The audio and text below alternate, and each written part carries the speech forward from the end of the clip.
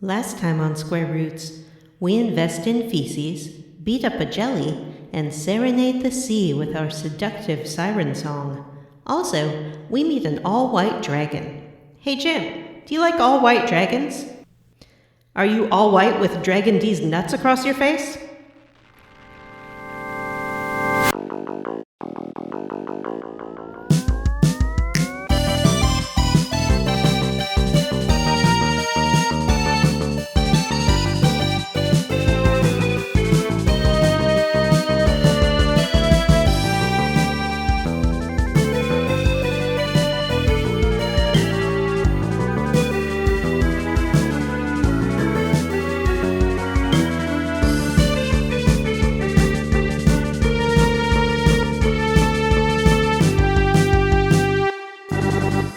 Hey everyone, and welcome to Square Roots, the classic RPG podcast. My name is Jim Banks. I am joined by Matthew Van Zandt. Jim, Vanessa asked you a question. Are you going to respond to her? I just got owned. Also joined by John Dragonmaster Brandon. Did I call you that last time? No, I don't. Maybe you did? You can call me Beastmaster Johnny.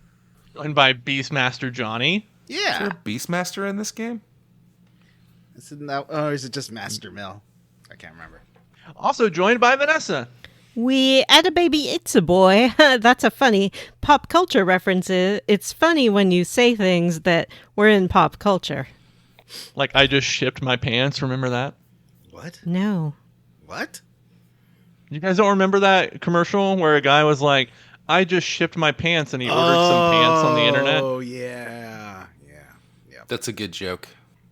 And this is a podcast where we play and talk about your favorite classic RPGs, one chunkerino at a time. And this is part 2 of our Lunar Silver Star series. What a fun game. Matt, I think you're muted, bud. Just doing some little warm-ups on the side, Jim. Yeah. I'm very low energy. I'm very low energy right now. Did you guys do any leveling up? You guys do cool stuff this last week? I did some cool Ooh, stuff. interesting transition. Yeah. But there's big Tell me about news. the cool stuff you did, Matt. Can I just tell you What? one HGN? I love HGN. The FDA has approved the Microsoft FTC. merger. The FDA. Yes, the Food and Drug That'll be Administration. the FTC. The The FDA approved over-the-counter Blizzard OPP Activision. has approved the Xbox merger with Activision, and then they might have to take out parts in England. Basically, is how it's Yes, gonna go. but there is an appeal in the works as well. I've heard the government did a terrible job of presenting their case. That's what they say. Probably intentionally, you know? Yeah. They just wanted to put on a show. It's all theatrics Yeah, to we're distract fighting you monopolies, quote from unquote. the free energy machines that Tesla made 1,000 years ago. Yeah. And everyone knows that Bill Gates is in control of the nanobots, so the FTC probably can't even do anything because they all have nanobots in them. Everyone knows Mark Zuckerberg is an immortal. That might be true. I mean, I haven't seen any That's not evidence true. that it isn't. I hope we see some evidence soon. I don't know Wow. I don't know if this is true, but I was informed on our Discord that Mark Zuckerberg's tits are setting the gay community afire. I did see a picture of him looking pretty ripped. No, thank you. I also have some hot gaming news. All right. What is it? You can have Yeah, sex what is with a it? bear now.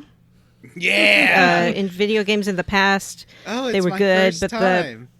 the one problem was you couldn't have sex with a bear. Yeah, that's a problem. But happily, in Baldur's Gate 3, you can make a character, and then that character can do the nasty with a full ursine bear, snout, paws. Wait, you're little- missing an important point there. Yes? Aren't you having sex with a shape-shifting druid in the form of a bear? Johnny, I think that's a technicality that really doesn't matter. I'm That's on a John's big- side here. That's a big difference. One can consent. Is it? Yeah. One cannot. Because I saw some footage and it looked exactly the same. Right, but a bear, as Matthew was saying, cannot consent. But someone who's put on a magical bear costume can consent. It's not a costume. It's just a bear. No, it's a costume. It's a costume made of magic. If I took a human brain out of a body and put it into the body of a bear, But would that be okay to have sex with? that's kind of a different situation because that's But a if real bear. you're who's mutilated, right? physically identical to a bear, physically These are the identical to a important bear, questions. does that make you bear enough to raise your eyebrows at this? like John is. Well, I do feel like those white hot guard Excuse me? hairs are going to tear up your anus. What?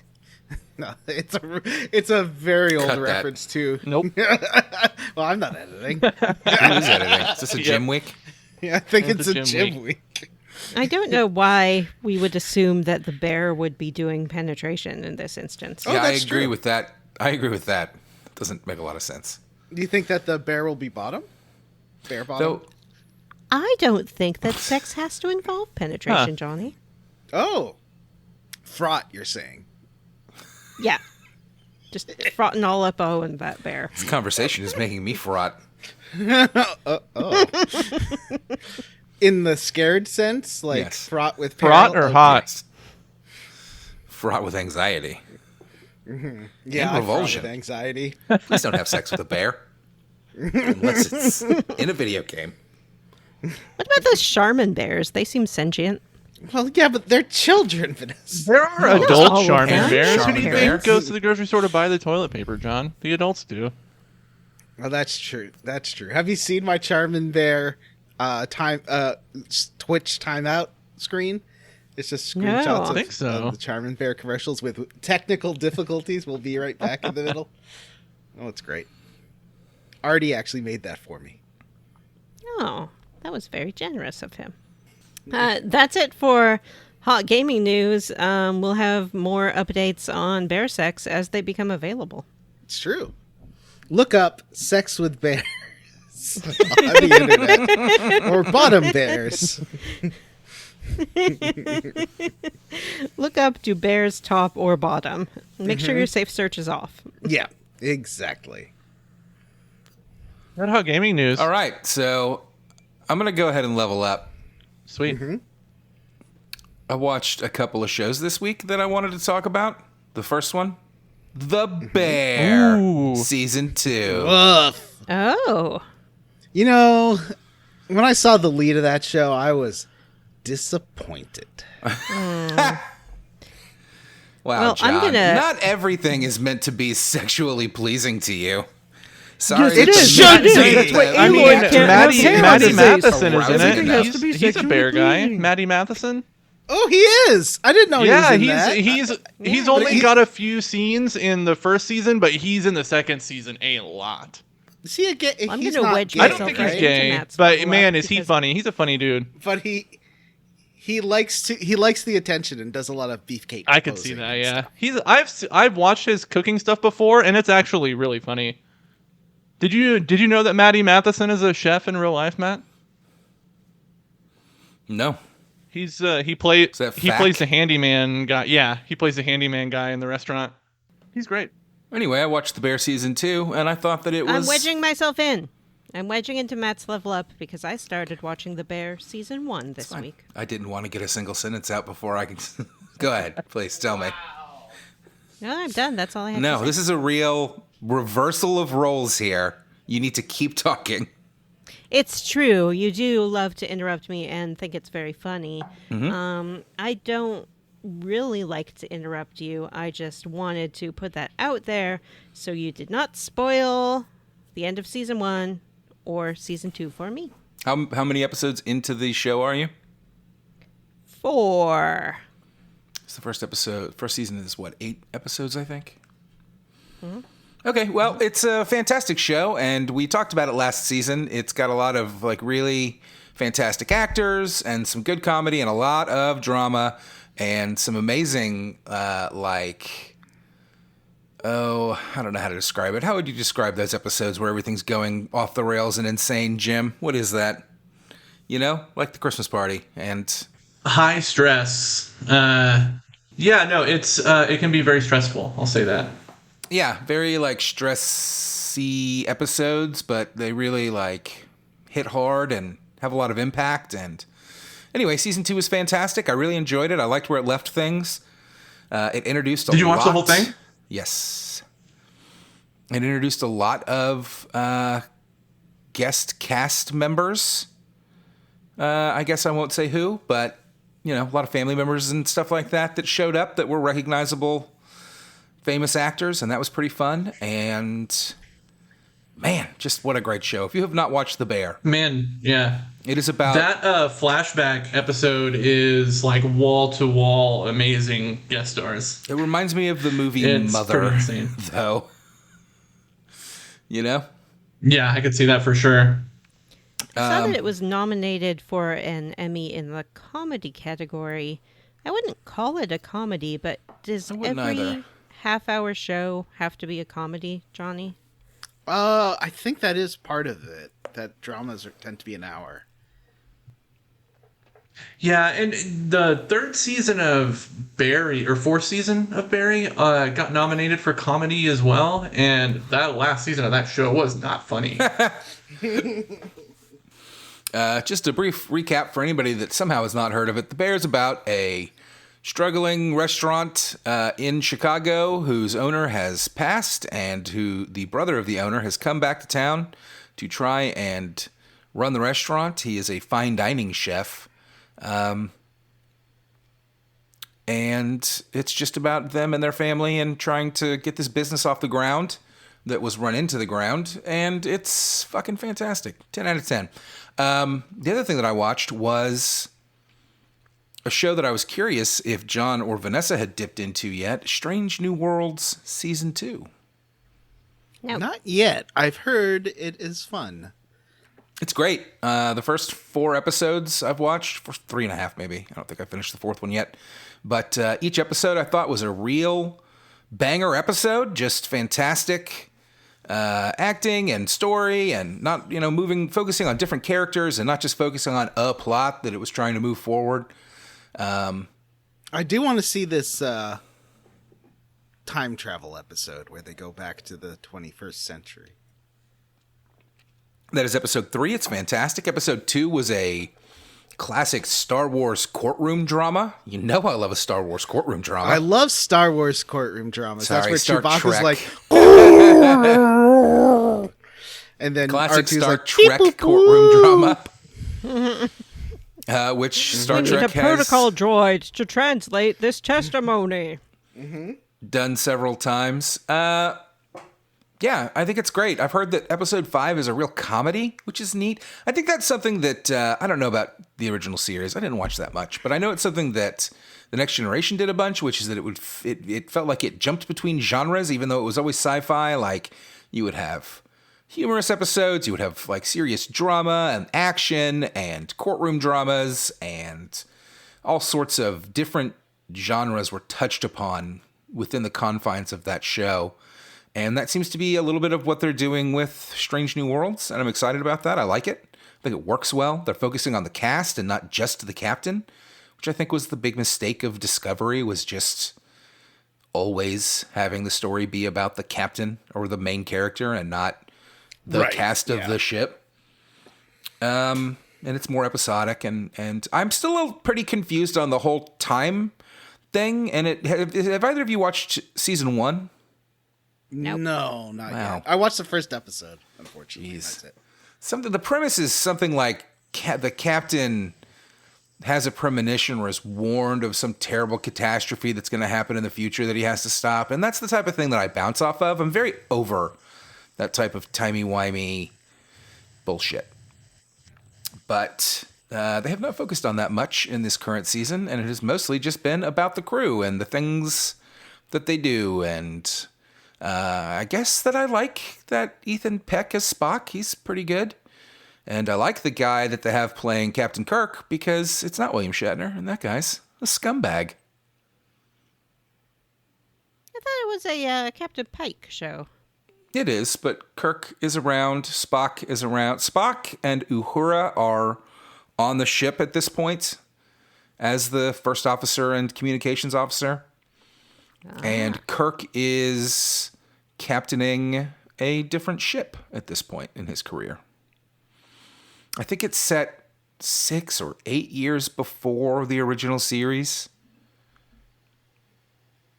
It confuses me. In the television continuity or the film continuity? It is set in the television continuity. Is it? It is set in. I looked it up today. Well, I get confused. It says that it is set. The internet says it's set in the Prime continuity. It's definitely not the Kelvin continuity, because in the Kelvin continuity, we see the first time James Kirk becomes a captain of a starship, and it's the Enterprise. True. Yeah. And in this, he's definitely already out and about working in Starfleet, not Christopher Pine. So it's definitely that, though. I really, to me, it feels like maybe they've just decided, like, this is its own thing and we're not going to worry too much about the original series continuity. But then I found out that one of the final episodes of season 1 was a direct callback to an episode of the original series. So, like, I don't know, and that stuff confuses me. But when the show doesn't focus on that and instead just focuses on, this is what Spock's doing this week, and this is what Una's doing this week, and that stuff, it's pretty great. Pretty great. Strange New Worlds. If you like them old Star Treks and have not liked them new Star Treks, check out that Strange New World. It's pretty good. I heard there's a crew member who's making everyone lesbians who's watching the show. Hot lady crew member. Kind of a butch lady crew member. I mean, there's a couple. Okay, I just saw some Rebecca Romaine is, I Twitter think, post about not her. It would be a younger, like more non or agendery looking lady. I don't know. I think you're talking about the pilot. Yeah, and yeah, she's pretty cool. She's had less to do, I think, than some of the other characters, but probably gets more. Like I said, I have not watched the whole second season yet, but and then they've got to jam in some Noonien Singh. So we've got, the daughter or the granddaughter of whatever his name is. Do you like that? Is that her name is? something you're into? Noonien Singh or something. Like when there's descendants of characters from other shows on shows? Well, but it doesn't. First of all, no, I don't. And second of all, it doesn't make a ton of sense, because isn't all that stuff with Khan like from the movies, meaning it's after the original series, or maybe he first showed up in the original series? But this is, I don't know. It's confusing. It's confusing, and I do seriously wish that I just wish it wasn't a prequel. It doesn't need to be a prequel. It doesn't. I always say it every time, but you know what? Nothing they can do. Nothing to be done about that now. I'm enjoying the show for what it is, and it's good. All right. What about you, Vanessa? How did you level up? I watched a movie. It's the hot new comic book film that everybody's talking about. I watched Ant-Man and the Wasp. Oh, man, I forgot to talk about Guardians of the Galaxy 3. Are you trying to hone in on my level up? How dare you? That would be really rude if somebody tried to butt into somebody else's level up. Super rude. All right, Vanessa, never mind about how you leveled up. I want to talk about Guardian. No, I'm kidding. Go ahead. Quantumania. I'd heard it wasn't very good, and it wasn't. Yeah. I've also been trying to continue my Hugecation. That's my education about the works of Hugh Grant, of course. I watched Notting Hill for the first time. I didn't particularly care for it. And I also watched 4 Weddings and a Funeral for the first time, and I didn't particularly care for it. So there you go, 3 movies that weren't great. That's how I leveled up. Jim, how did you level up? Let's see. I also watched season 2 of The Bear, and I really liked it. My favorite episodes were the flashback episode and the Richie episode. Those were my favorites. I watched just an absolute ton of movies in the last week, but I was trying to think of some of them that I've watched, and I can't really remember any of them. Uh, I watched Under the Silver Lake, which is like a neo-noir starring Andrew Garfield. Uh, and boy, it sucked. It was Oh. garbo. It What was wrong with it? It just like had so many nonsensical things going on. Like it started out kind of neat. Andrew Garfield plays a slacker guy who lives in an apartment in LA, and he notices that his hot neighbor who lives like across the way from him suddenly disappears, and so he's like, "Oh, what happened to her?" And there's side plots involving cults and songwriters who have written all of pop culture hits for the last 50 years, and murder and underground bunkers where billionaires live, and some naked lady who wears an owl mask that murders people in the middle of the night. That sounds spooky. A dog murderer. It's not spooky, it's stupid. A dog that murders people? So Tell me boring. Yeah, more. that's what I was hoping. Do what? A dog that murders sounds people? Rough. I wish there was a dog that murdered people. But no, it's just kind of really boring and doesn't really pay off at all. And I've been replaying The Outer Worlds. And Wow. I'm liking it even more now than I did the first time. Yeah, I like that game.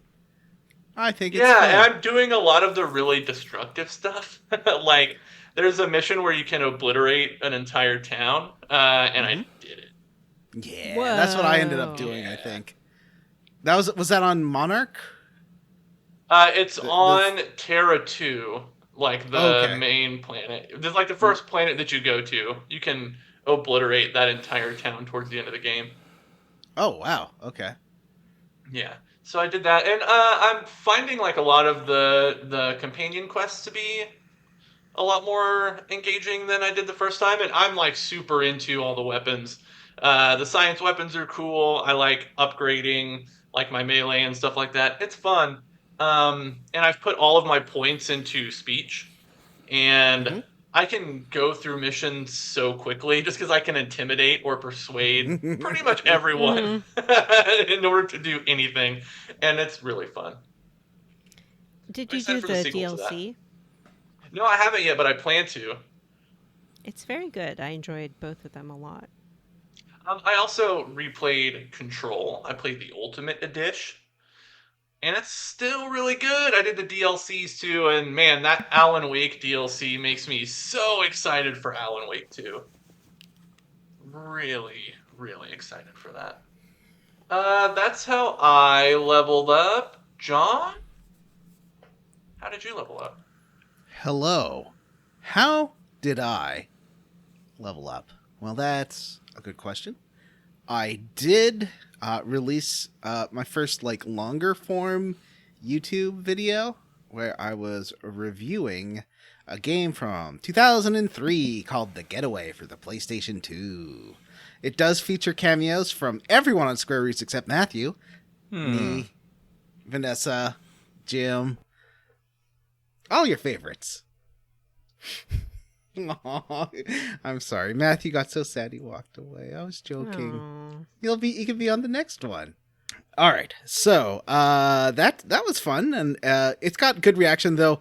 My Gran Turismo videos, I guess people just search Gran Turismo a lot more. Got like 1,000 views in the first day and have got like over 6,000 or something now. So I guess I just got to mix up weird, obscure games with like stuff like Gran Turismo if I want to get people look. I mean, I don't really care, but I still want people to look at it. So, you know. Yeah, it's validating. Yeah, so I need to make a mix of the obscure, like your Getaways, and the popular, like Gran Turismos, and probably Need for Speed and stuff I bet is pretty popular.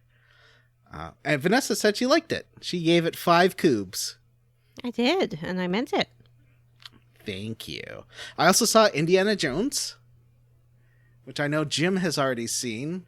So I let me see. I had the Dial of Destiny cast pulled up, and then I got rid of it. Okay, so I feel like Shawnette Renee Wilson was like, it looked like her role was gonna be bigger. didn't it? Like, it looked like she was building up to something where she'd have a... She like the CIA agent? Yeah, exactly. Yeah. That she would turn or something. And she kind of does, but I thought it would be like an ending thing where she joins up the good guys. And it doesn't really work I out guess that way. her death scene or her like exit scene was originally written spoiler. very differently. and Yeah, written in we a just way that spoiled was that movie insulting to like her. nobody's business on this podcast. Jeez. Yeah. I mean, yeah, she had a heroic death, right? But again, cut Yeah, this out. apparently it was not like that initially. Like Okay. What about- the actress asked I can't cut out James my Mangold ears right now. to change it. Well, I just think it kind of sucked. Yeah, like, I don't know. It was an interesting character who was unlike anything you'd really seen in an Indiana Jones. Mhm. I mean, so was Phoebe Waller-Bridge, but I kind of wanted to see like those two interacting or something, and it didn't go that direction, and that was a bummer. What'd you think of it overall? Much better than... Well, I haven't seen Crystal Skull since 2007 or whenever it came out, and I've definitely lightened up on like shitty CG since then. So maybe I'll be able to tolerate the shitty CG. I saw it on something. Have you seen this option? It might just be a Canadian thing called Screen X. Is that a cinema option for you guys yet? It's like What Think is of it? It's like that 4D stupid chair one. Except so this one yeah, I is... saw the Matrix Revolution, or the Matrix Revolution. No, wait, what's the new Matrix? Matrix Resurrections. Resurrections, yeah. I saw Matrix Resurrections in one of those stupid like at the theater I go to that's like a quarter of a mile from me. It's called D-Box. So yeah, this one instead it's got two additional projectors that basically project. So it's like a 1:8:5 crop in the center, even though it's shot like, you know how it's shot super wide. Like these movies are shot super widescreen. So the edges are of that. It's only cropping out the center. Are projected with two different projectors on the side walls. So it's like surrounding you 270 degrees. Weird. Around you. It's pointless. It's stupid. Yeah, like But it was eventually that's fun. going to be beyond your peripheral vision, right? Yeah, and it's kind of blurring out of focus on purpose. Like there's not really anything to look at. It's just supposed to be a bit like VR immersion kind of thing. Oh, like that. Like the D-Box stuff by me, it's just a special big chair you sit in that's got like speakers in it. And you can feel like the bass and the explosions and stuff. And every time there's an explosion, it will like jostle your chair a little bit. Yeah, this is just a regular theater. I saw Infinity War in D-Box because that was all they had available, and it was garbage. Please don't shake me around while I'm trying to watch this movie. I don't want to be shaking around like a fucking baby. Mm-hmm. You know how you shake babies. Shaking babies. Yeah. Never shake Not your baby. shake babies. So that's my review of Indiana Jones. It's better than Kingdom of Crystal Skull. But I feel like that's not difficult. And wow, the poochieing of a certain character was... That you spoiled last week on the episode? Yeah, well, I thought that I deleted it, but there's a lot of stuff to delete last episode. That was the least of my worries, so... I don't think so. I think there was not very much to delete last episode. Other than Vanessa's rant about fatties. As a member of the fatty community, I'm allowed to use that word.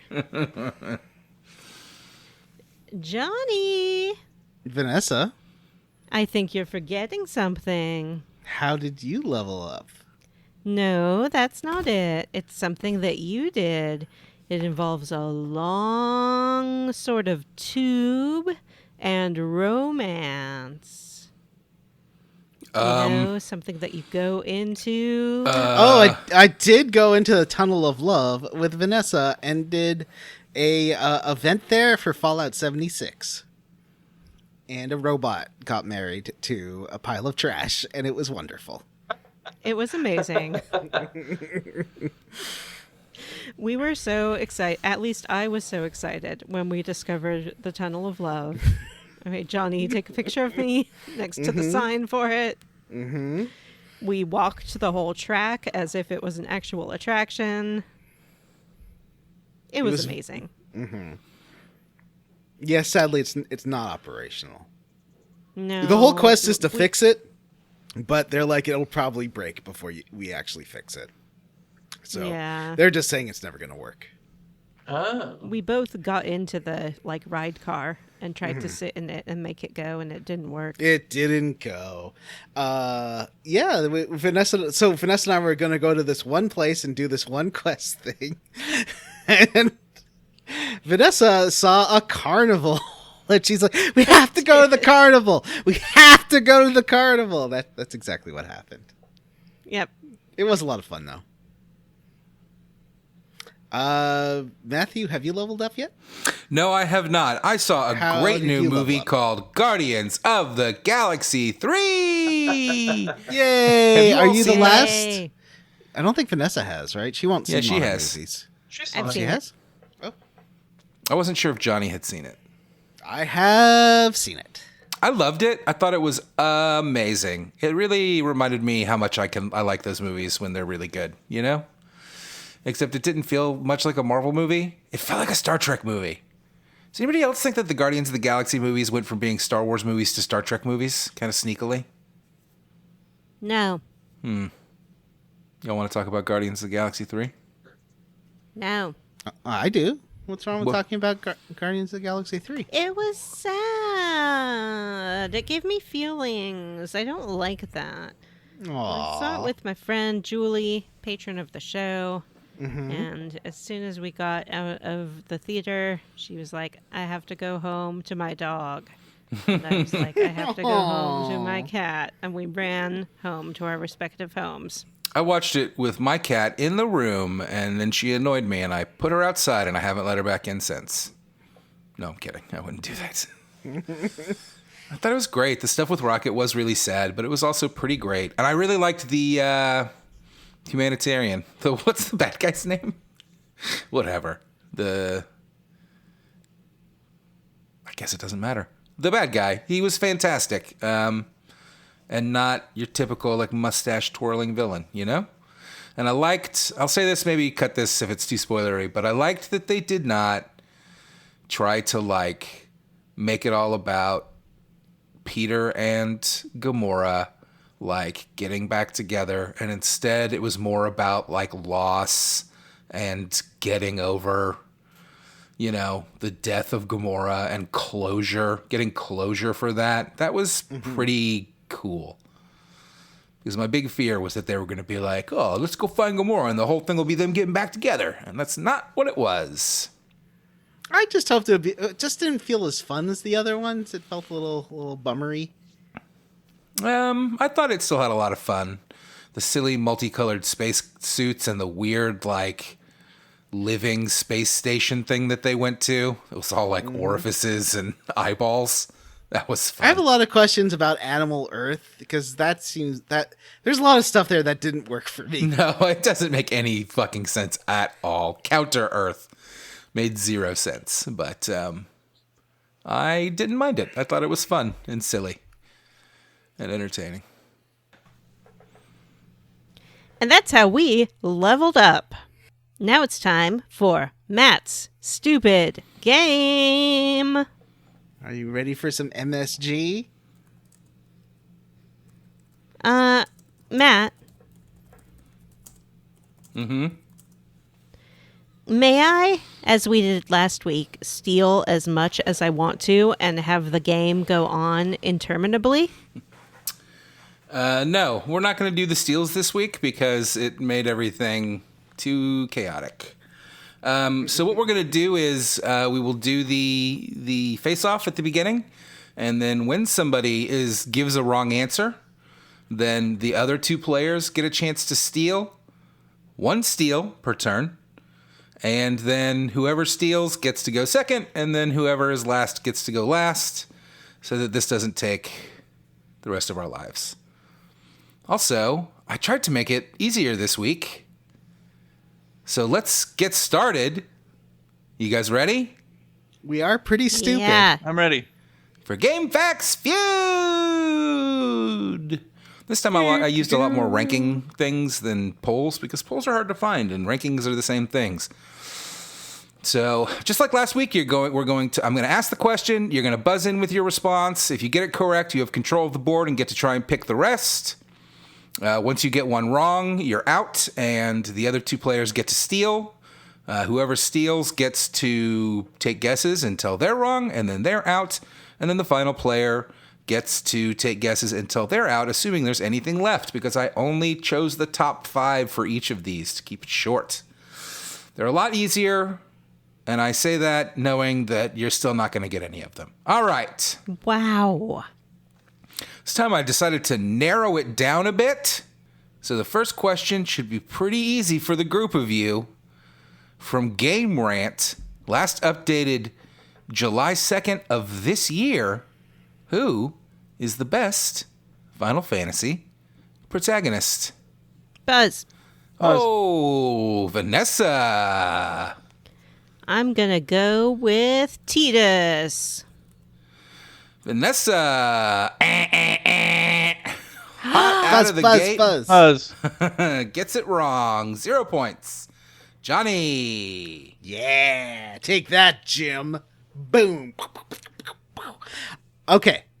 Cloud. Ding. That's a good ding. That's Yay. 5 points for Johnny. Yay. All right. And sorry, where was this? Where was this poll or ranking? Game Rant. Game Rant. All right. I'm going to say next is... Oh, I forgot that dumb guy's name from... I'll just say Lightning. Ding, ding, ding. 2 points for Johnny. Whoa. People like Lightning over Tidus? Come on. I know. I also found this crazy. I'll say Terra. Ding, ding, ding. That's 4 points for Johnny. There's only 2 left, Johnny. All right. What's that dum-dum's name? Good question. What is that dum-dum's name? Is it a main character? Mm-hmm. Is it okay? Protagonist. Yeah. I'm just trying to remember that. Oh, Cecil. Cecil. Ding, ding, ding. That's 3 points for Johnny. Mm-hmm. I don't think it's going to be Vosh, or because he's not really the protagonist. All right. Well, let's say 8. Okay, Squall. Bah! Incorrect, Johnny. Jim, do you want to take a guess? Yeah, I'll take a guess. I'm gonna say Yuna. Bah! Oh. 0 points for Jim. The only person that scored any points this round was Johnny, and he has 14 Can points. I take one guess at who is left? No, not you for may points. Not. Mrs. Just to wants guess. to complain about steals and this taking I'm too long. not Now trying to wants steal. to I step just in want to and- see if I'm right. All right. What do you think? But Bart's. The number 5 best Final Fantasy protagonist, according to Game Rant, is Clive. what? Oh, wow. Wow. Clive. Yeah, I know who Clyde is. I All right. forgot, but then I remembered. This one is going to be a little bit tougher. I really expect Johnny to excel in this one. I'm going to give you one hint up front, which is that there is only one of the biggest mainline series in this list. And also to point out that this is RPG, not JRPG. All right. From Den of Geek, in a ranking dated May 7th of 22, what is the best Nintendo Entertainment System RPG? Buzz. Jim! Final Fantasy. Ding, ding, ding! Jim gets us started hot with Final Fantasy 1 for 4 points. This is NES, you said? Mm-hmm. NES, not just JRPGs. That's right. This is a console that came out before Jim was born. Yeah. I'm gonna say Dragon Quest 2. Very, very close, Jim. Very Steal. close. Steal. Johnny. Dragon Quest 3. Ding, ding, ding. Yeah. That is 5 points for Oh, Johnny. wow. Wow, 5 whole points. All right. The Magic of Scheherazade. Bah. Oh. Johnny, that was on a list of these, but not the list that I chose. All right, Vanessa. All right. Let's see. I definitely know the names of RPGs that came out for the Nintendo. I'm gonna go with The Legend of Zelda. Bloop. That's 0 points for Vanessa. So far, we have 19 points for Johnny and 4 points for Jim. The other best NES RPGs, number 3, Crystallis. Ooh. Number 4, Wizardry, Proving Grounds of the Mad Overlord. I thought that was funny because it's a very long, silly name. Mm-hmm. And number 5 was Ultima 4. Oh, interesting. All right. Now, this should be a little easier for little babies like Jim, but you guys are still not going to get any of these. Sorry. Wow. I'm looking at a video of baby octopus, and they're so tiny. This is in a very similar vein. You can see where my head was at. What is... Oh, this is from Fandom Spot. What is the best... What are the best Dreamcast RPGs? Raise your hand if you owned a Dreamcast. Buzz. Vanessa buzzed. Johnny raised his hand. Dark Cloud. That's 0 points for Vanessa. Any steals? Steel. Johnny. Okay. Skies of Arcadia. Ding, ding, ding. That's 5 points for Johnny. Yeah. Yeah. Sorry, this is RPGs, right? Yep. Okay. Evolution. Buzz. Aww. It's a real bummer. And you guys are doing terribly at this game. You know what? I'm sorry. I'm doing fine. I'm doing my best. I Don't missed the nag me. steals. At least we got some answers right. Jim, name a Dreamcast RPG.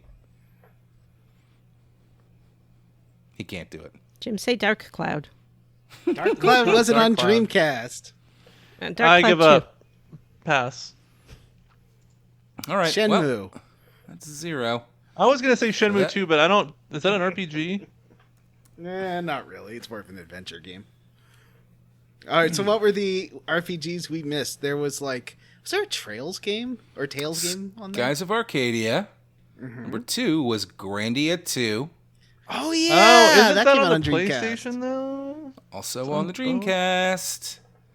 Number 3, Phantasy Star Online. Oh duh. Number 4, a game I forgot existed until I looked at this list, Elemental Gimmick Gear. What? What? Shortened to Egg. Egg. And number 5, one of my favorite games of all time, I didn't know it was on the Dreamcast, Heroes of Might and Magic 3. Oh, I've never played it. All right, guys, anybody can get this category, I promise. From the Dual Shockers website, who is the best RPG villain? Buzz. Vanessa. Sephiroth. Ding, ding, ding. That's 4 points for Vanessa. Woohoo! I'm finally on the board. Buzz, jamming. You that can't buzz. I have control of the board. Okay. This is going to be tricky. Lavos. Bah. Ah. Buzz. Jim. Kefka Palazzo. Damn it! Ding, ding, ding. That's 5 points for Jim. Can't believe Vanessa didn't get Kefka. I thought about going for a Final Fantasy character, but I wanted to show off that I knew more than one game franchise. Okay. Well, I think that's it for the JRPGs on the list. Oh, no, I guess one of them is kind of a JRPG? Well, why don't you just hand Jim the answer? You so play favorites with this game. Can I say the Reapers from Mass Effect? Jim, I'm going to give it to you. What? Was it the Elusive Man?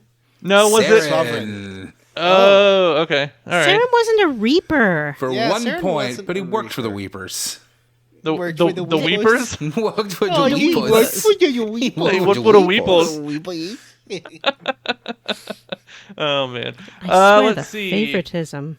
So if I said Emperor Gestalt, I would have gotten Kefka because he worked for Emperor Gestalt. Hey Vanessa, Yeah. can you mute yourself while you cry into your microphone? Sure. Let's see. Matt pretty much said that there's some Western RPGs, more Western RPGs.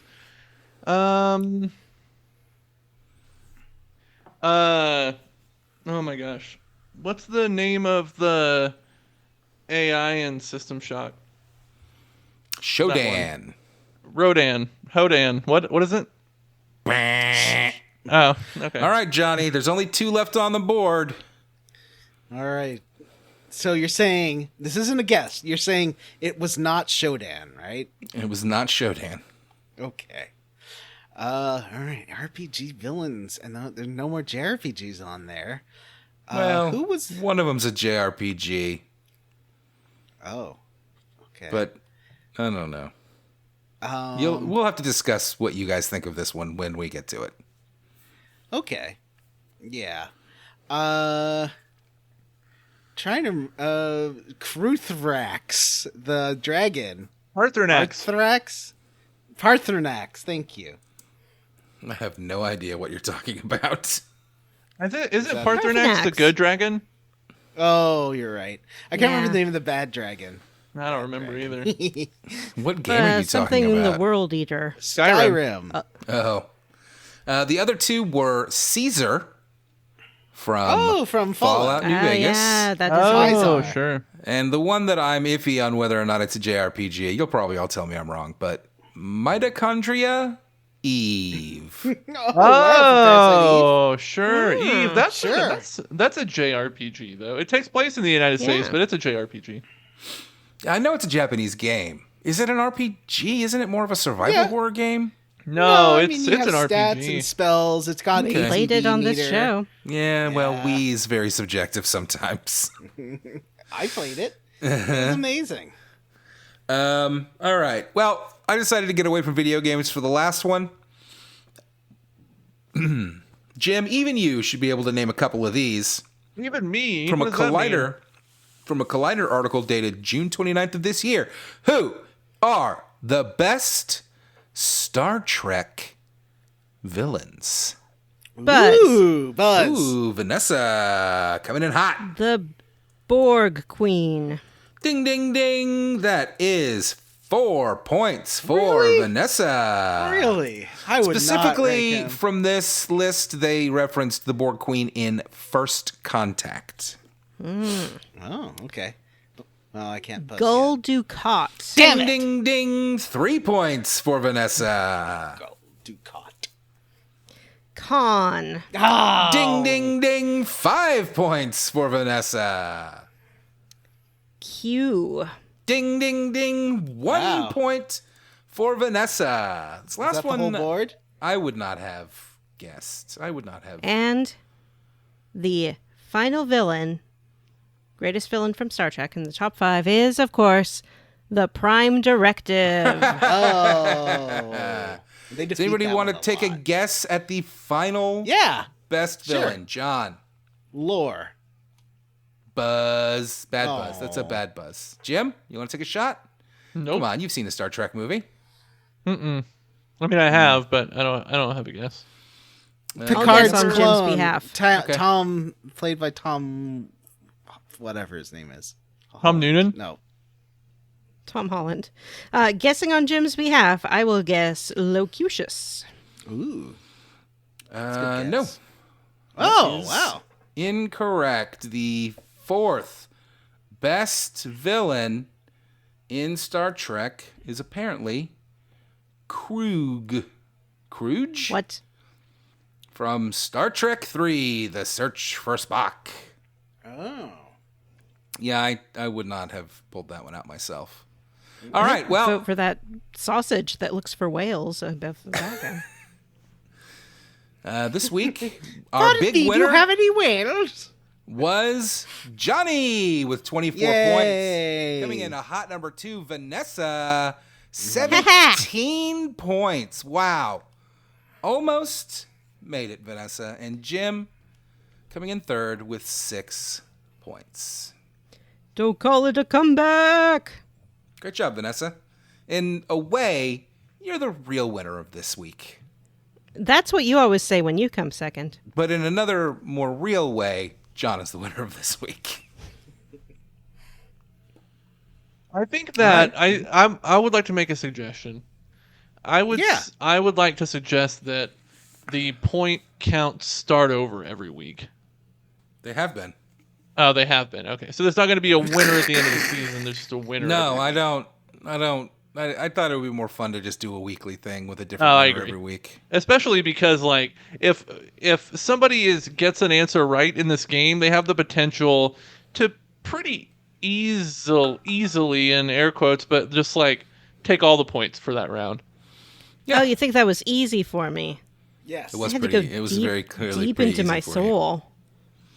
Deep into my Trekkie past. The hard thing with this game, years. the hard thing with this game is coming up with questions that have answers that you guys can come up with, and I'm not great at it, as evidenced by the third round this week getting, I think, 1 answer out of 5. If you want to do best Taskmaster contestants next time, that would be fine with me. Yeah. As long as it's number 1 is what's her face that I really like, Mel. Mel Gibson. Doesn't feel like it would be fair to Jim. I already felt like I was handicapping him this week with that 5th question, where I assumed he wouldn't know any of the answers. You were correct. Well, next time ask about like horror films or something. We all know Oh, yeah. those. Yeah, I'm running out of RPG stuff to talk about, so I might branch out into other stuff. Best spell. Most powerful mage in Final Fantasy game. Donald Duck. Donald Duck. Don't. All right, is everybody ready for the quest log? Heck yeah. Hmm.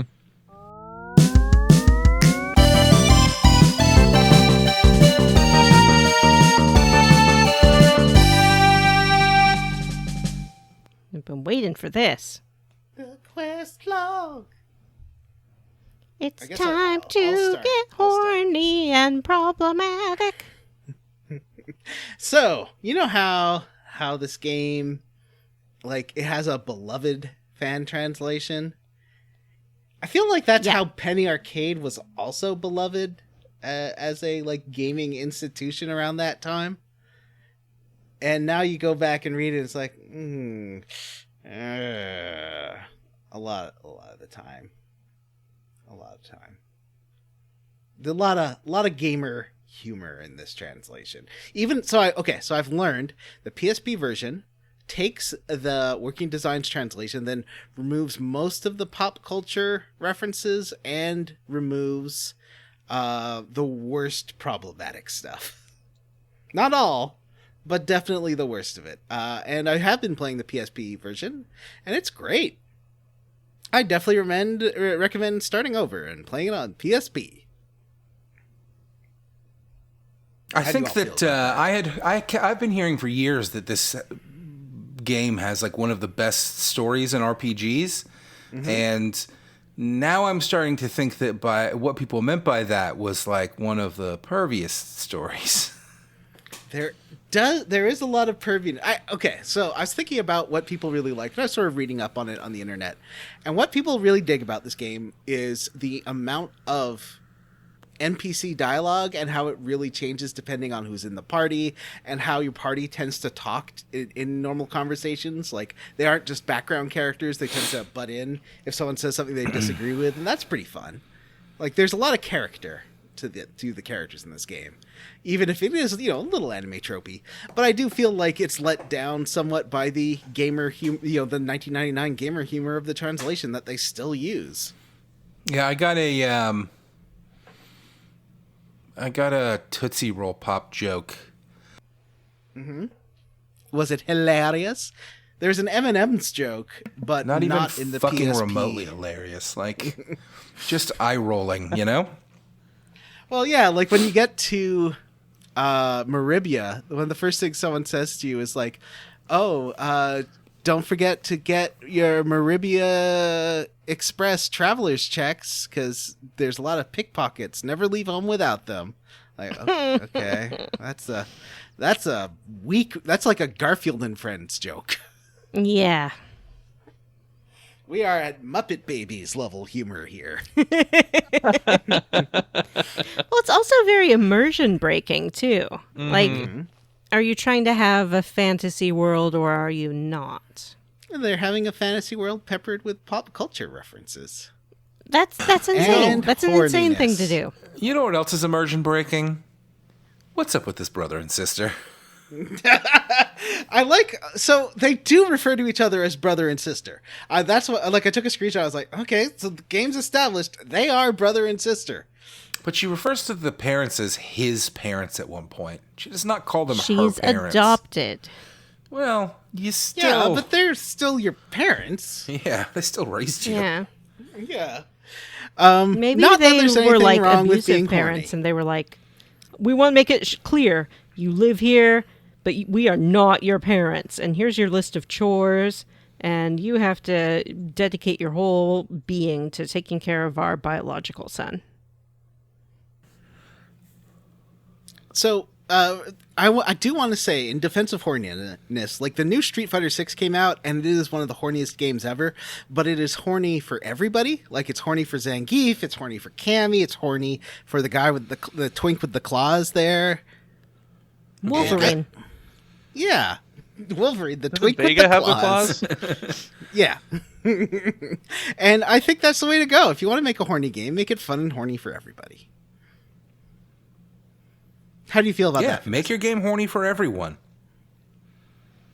Except bears. Well, I mean, there is Zangief. And he Russian notoriously bear. is a big Russian bear. Although this game does give ladies, especially in the PSP version, a very emo twink to lust after named Galleon. So he's going to steal some hearts with his playing his lyre. Mm-hmm. Anyway, so if you remember last time, we just crossed the ocean to Maribia to sell a dragon diamond. We get there, Ramus is like, okay, I'm going to go find a store to sell this diamond. And Nash is like, I have to meet with someone mysterious and definitely not talk about you two. And everyone suggests you go meet Master Mel. So we go meet Master Mel. He has a shirt that's so small that it's kind of being held together with like shoelaces, but the shoelaces are about to snap. Mm-hmm. They applaud crisscross his this. chest like a bodice. Johnny has put a bunch of screenshots of the PSP version of this game into the notes. And A, it looks amazing. B, it makes me jealous. And Start C, I'm not convinced this is the same game that I'm playing. And D, I'm not starting over. Also, I don't have a PSP or a Well, copy if you of scroll this down, game. if you scroll down, I do have the same line in both versions. At one point, I show it in both versions. So you can sort of compare. Doesn't and my contrast. version look like this? They look so good. Yeah, it's a really pretty game. And it's like Our version looks good isometric. too. It just looks different. Yeah, it's more like 16-bitty, like Final Fantasy VI kind of look. Yeah. It's But cute. I have that love 3x 16-bit. speed, which does make the battles real fast. There is no 3x speed in the PSP version. Do you have the There is macros? AI. Yeah. You can set. Did I set you- some good. Yeah, I set one up so that my wizard would use his fireball staff, and my Does that and work the sister would use. infinitely? Yeah, it seems to. Doesn't seem to use any sort of MP. Doesn't seem to run out. Is The it an sister area of has effect? the sister it has one? a sleep staff that knocks whoever she hits with it out. Doesn't do damage when she does that, but I thought it was weird that you have to like go into the items and use the staff like an item. But you can set that up in the macros, which is really nice. Oh, also, the PSP version has a shared big inventory, so you don't have to, like, give items to each other, which is Oh, nice. that's very nice. But it does have a lot more, it has more loading screens than the PS1 one, and, like, every room is loaded in. It doesn't have the big scrolly map, really. Like, each room is about maybe a little over one screen big, maybe up to, like, 3 screens big, so there's a lot more loading. But The iOS version doesn't really have any loading. Yeah. So, there's pluses and minuses for sure. Also, getting a game installed on your Vita can be annoying now because you have to put funds on your PlayStation 5 wallet or 4 wallet and then buy it on your Vita. Oh, I do have No, a who Vita, can but I be hate bothered? playing things on my Vita. It makes my pinkies Oh, really? hurt. Oh. Well. We head to Big Master Mel, and he immediately wants to fight you. And I didn't Yeah, he save at does. this point, and I was like, oh no. But he can't kill you. He can just He can. kill you. He just doesn't. He can You just don't yeah. die. You just lose. Yeah. I did not win this fight and did not want to redo it. Nor did I. I don't think there's anything you get from winning it, but I did win it the second time on PSP. Wow. I trashed him. Well, I didn't really trash him. I just used healing items every round, or every other round. So I did like my explode, healing, explode, or the other one, the sword, whatever, healing, sword, whatever, healing. So that's how you win that fight. For your pro tips, there's also a little passage down to the sewers, which a guy says, I'm blocking the entrance, but you can still walk past him. And right there, you can get some extra treasure. Pro tip. What kind of extra treasure? There's not... I think it's just money or like a starlight or something. This not game super loves to useful. give you money in treasure chests. Yeah. Which is Loves fine, to give but you I end money in fights, too. I get a lot of money in fights. Yeah. What I don't get a Yeah. lot of is XP, which is really fucking annoying. Huh. Well, I think that that version, the PS1 that is the iOS version, is very stingy with XP and also boosts. It's based on the Working Designs version, so they've boosted the hit points all the enemies have for some reason, because that's what Working Designs does. They make their games harder. So Sounds the PSP stupid. version is a lot easier. Like a lot easier. It's great. Can't recommend it enough unless you're a person who likes a challenge. Anyway, so you from there you can sort of walk around. I ran into Nash. She was talking with a fortune teller lady. I talked to Ramus, and he's trying to sell his dragon diamond. This guy's like, oh, geez, I don't know if it's real. Like, how can I even tell if this is real? I'll give you 20,000 gil or silver. Yeah. And he's like, should I take it? And I said, well, you have to say yes eventually. Yeah. So you say yes, and the guy's like, all right, I'll go take this diamond downstairs and get the money. And then he disappears. Mm-hmm. He's This like, guy's yoink. name is Dross. Yeah, he yoinked it. So then you have to, I guess, get permission from Mel. I wasn't sure. I think you can just turn, because there's like a little passage in the basement to the sewers, and I think you just need to pull on a crank. I don't think you need permission from Mel to do that, but they told me to ask at first I permission. just followed him, and I did pull that crank, and then I was like, well, the game said I should go check with Mel, so maybe I should do that, and he'll join my party and help or something. But I went to check with him, and he's like, well, you should take care of this yourself. Yeah. Don't you kids want to be a dragon? Okay, he has a Scottish brogue, but I cannot do a Scottish brogue. Sure you can. That was Irish. Don't you kids want to be a dragon master? To all our Scottish listeners, I love you. Moving on. So yeah, I went back down to the dungeons. There are a lot of enemies in this dungeon, and a lot of drawbridges you got to pull. It's a puzzle dungeon, but it's not really. A puzzle dungeon. As we have discussed many times in the past, traversal mechanics are not puzzles. This is not a puzzle. You just have to pull a Sort lever. of a puzzle. It's a You bit have of to a pull puzzle-y. one lever and then go and pull another lever. You have to But it's pull just one a lever to linear cross a path. bridge, and then pull a lever to cross another bridge. There are There's a ton of a lot of enemies, enemies. and I have found that all of these areas, I always have to go in and like fight everything, and then kind of go out and heal up and do it again. I don't know if I'm just under leveled for some reason. I've always felt like just kind of on the verge of where I need to be to beat the bosses in this game. Yeah, I think that is just the working design's way. Like, the version I'm playing is I've never had to go back and heal. Like, But you and get so also- much, you get so little XP that like you barely will gain a level, like grinding out the and- dungeon. At least in the PS1 version, when you gain a level, you don't get a refill of your hit points and MP. But in the PSP version, you get your hit points and MP back, and you also get limit breaks, and there's a limit break that just refills all your hit points and MP. That's Luna's limit break, which is really easy to lean on, because it basically just does the same thing as those statues. And you get, That's handy. it's like every 5 fights you get a limit break back, so it's pretty simple. Play that version, friends. Play that version. Not you. I know you're not going to start over, and that's okay.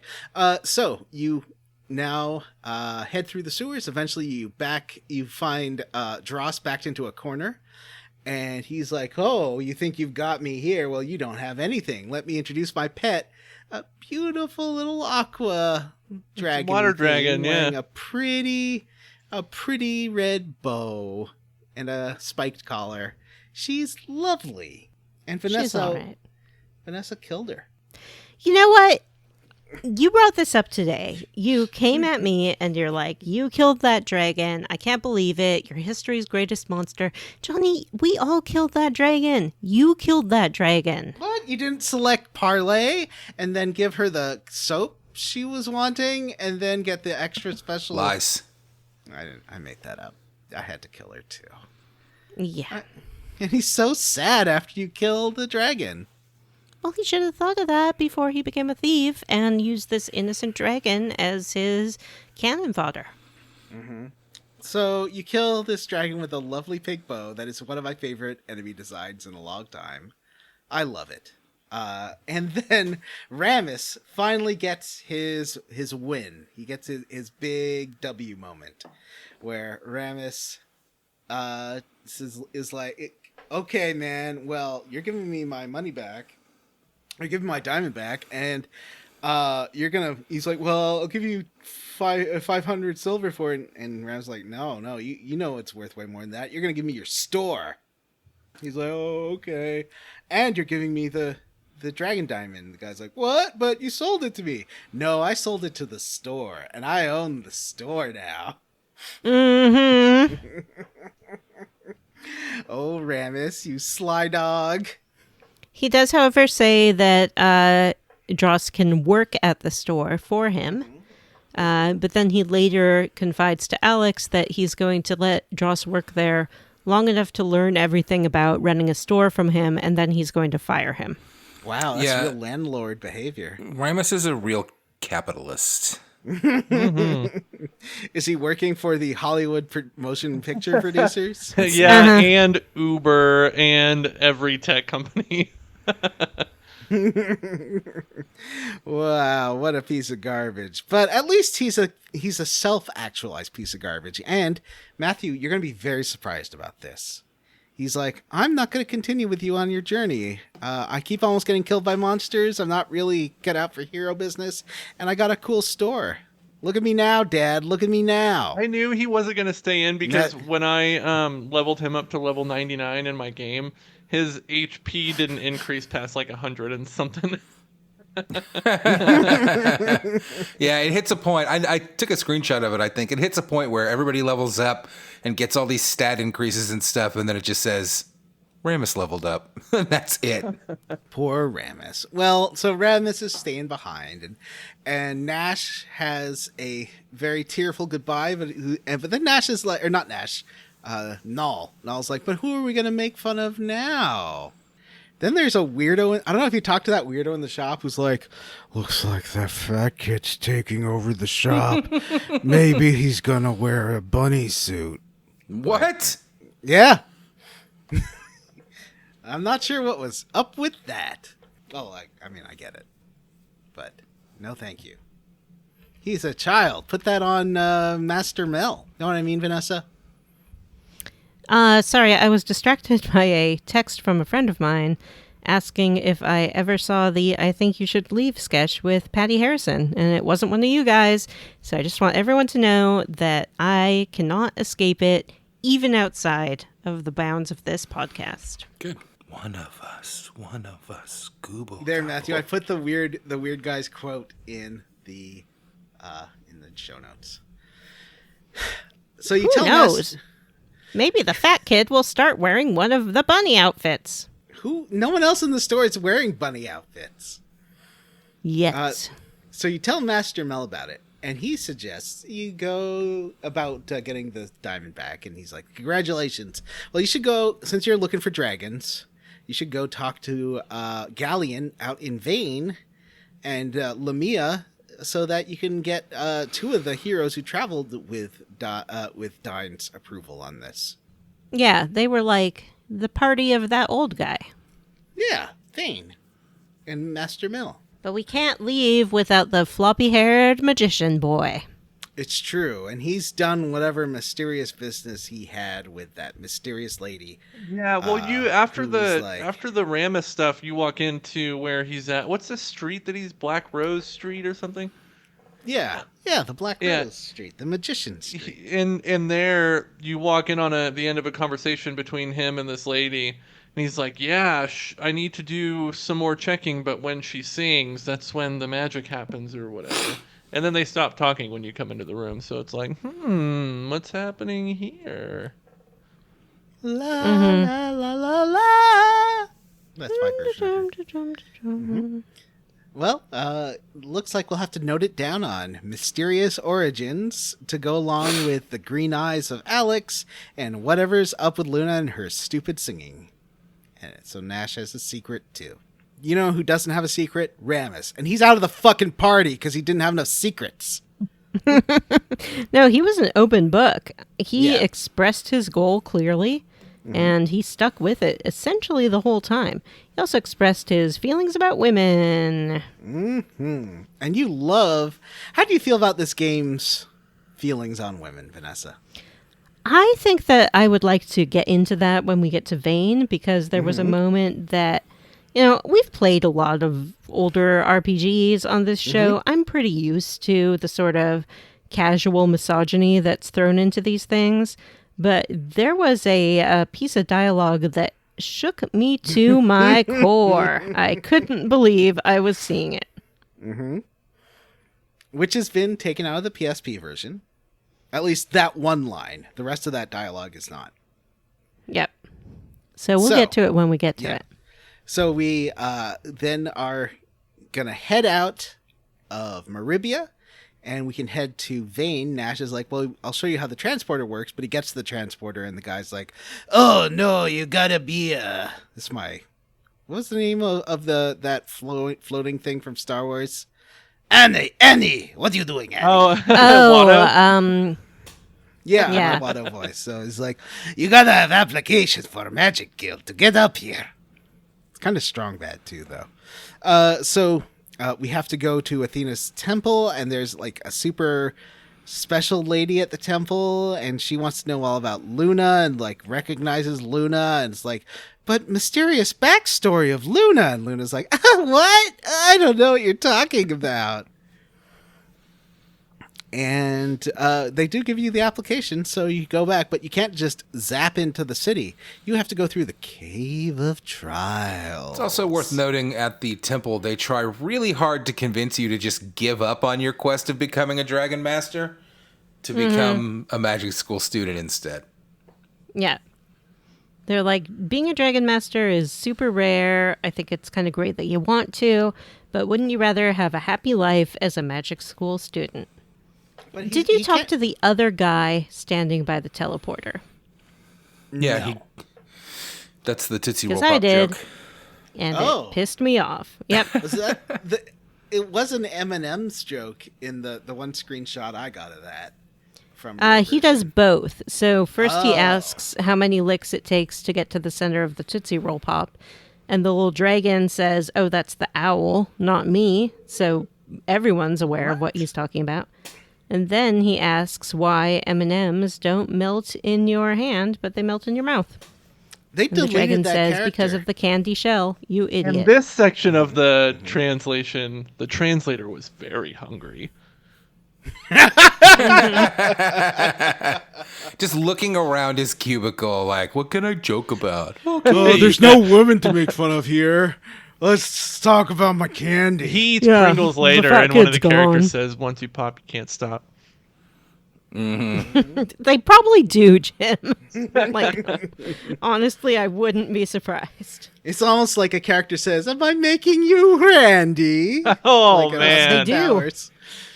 In this dungeon, Vanessa, in this dungeon, Yeah. you do run into someone who quotes, and that's only in the PS1 version, who quotes Austin Powers. I know it's not, is plenty of pop culture references in the Sega CD version, but not Austin Powers because that had not come out yet. At a certain point, are you even translating anymore? You know? You're just doing your bits, doing your Muppet Babies humor. And I'm guessing that these were like also like one-off jokes, but maybe like, you know, jokes that didn't really translate, so they just jammed their own crap in. That's definitely a possibility. It could have been a joke about a thing we wouldn't know about Yeah. because we don't live in Japan. That's true. Who knows? Or don't we? So, Cave of Trials. What I like about this cave is it's full of like staff members trying to get you through it safely. It reminds me of a haunted house where the staff members are there and like no one can touch you. They can just scare you. Like a haunted house. Except for like Vanessa. every haunted house. Yeah, I love haunted houses. but they don't scare you. No, they don't scare me. You've never been scared don't by a touch me person in a haunted house? I have. To the point where they asked if I should leave because I'm not having a good time. Really? Are you one of those people that gets really scared? Yes. Yes, I am, Jim. That's fun. I should go with the Vanessa. No, you're The Johnny. closest I came was not in a haunted house, but it was an amusement park where people do like walk around things. And someone came up very close behind me and then just like stood there. So when I turned around, they were there. Did you And gasp? that did startle me. But later Oh, it happened my. again, and that time I was prepared. So I just said hello. I said hello, and then he said hello in a scary voice. Well, that's fun. Was it Sweetums?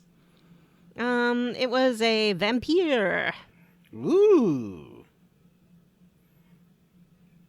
All right, so you make your way through this Cave of Trials, which is mostly kind of annoying monsters, but not as annoying as some of the later ones. But at the end, you fight. It looked, in my version, it looked kind of like a Marlboro. Marlboro. But this one looks more, on the version you guys played, it looks more like a mushroom with a big eye in the It's middle called truffle and something, right? mushrooms. Or troubled truffle thing. It's the truffle thing. Yep. Oh, Vanessa, did you get it when you bought the longsword? The item description said length does matter. I did. Yeah, Vanessa, Wow. did you get that? Vanessa, did you you get get it's like that a great dick? joke? It's like a dick reference. Yeah. Oh, no, then I didn't get it. Yeah, that's not what I thought they were talking about. It's like some gamer humor from a magazine. From the I hated this stupid mushroom boss. I had to fight it like 3 times. Why? What did it do? It killed me. That's what it did. It is just the two of you, and you can't use items. Yeah, you can use items when you're not in the fight, but not during a fight. It's dumb. It is dumb. I had to keep like running around and trying to grind in this area. Though I did realize you can just walk out and walk back in, and then everything resets, including the guys that say, "We can only heal you once." Oh, is that true? I didn't know that. They just stand there. They don't even pay attention to the tourists that are walking by. Like, ooh, I am a great and powerful mage. I can only heal you once. You know when the game sticks multiple healing spots in a dungeon, that means that it's going to be tough. Yes. Unless you're playing the PSP version. This game has that. We've run into games like this before where, like, you can just get fucking run over sometimes. Like, your spells miss, you don't do enough damage, everybody comes in and just wails on one person and they die, and then you're stuck trying to fix things, and before you know it, you're game over. I've game overed several times already, and it's frustrating. Oh, wow. But grinding is a pain in the ass because you're getting 25 experience for fucking killing 6 monsters in a fight, 25, 30 experience, and you only need 2,000 to level up. Like, it's kind of shitty. That doesn't sound great. I did play this just while listening to podcasts and ended up getting into tons of fights too. But I do think that the level requirements are easier and you get more XP in the PSP version. So you defeat this monster and then you get to the end and the guy's like, wow, you defeated the final boss. Here are your application papers for Magic Guild University. It reminds you of that Star Wars Star Tours thing, right, Vanessa? Like one of those, where it's like you are now a member of the Rebel Alliance. Mm-hmm. Or they used to have at Disneyland in the People Mover, you'd go through a Tron section, and when you got out, great. It would say, "You have survived this time, but next time you may not fare so well." The Tron section was just a blank white room with some lasers projected on the walls. Sounds amazing. Amazing. I miss it so much. Mm-hmm. So you head to, from here, you can go to the library, where I think Vanessa has her favorite elements of the translation here. Because it does talk about dicks. Yeah. My favorite moments in the game here happen.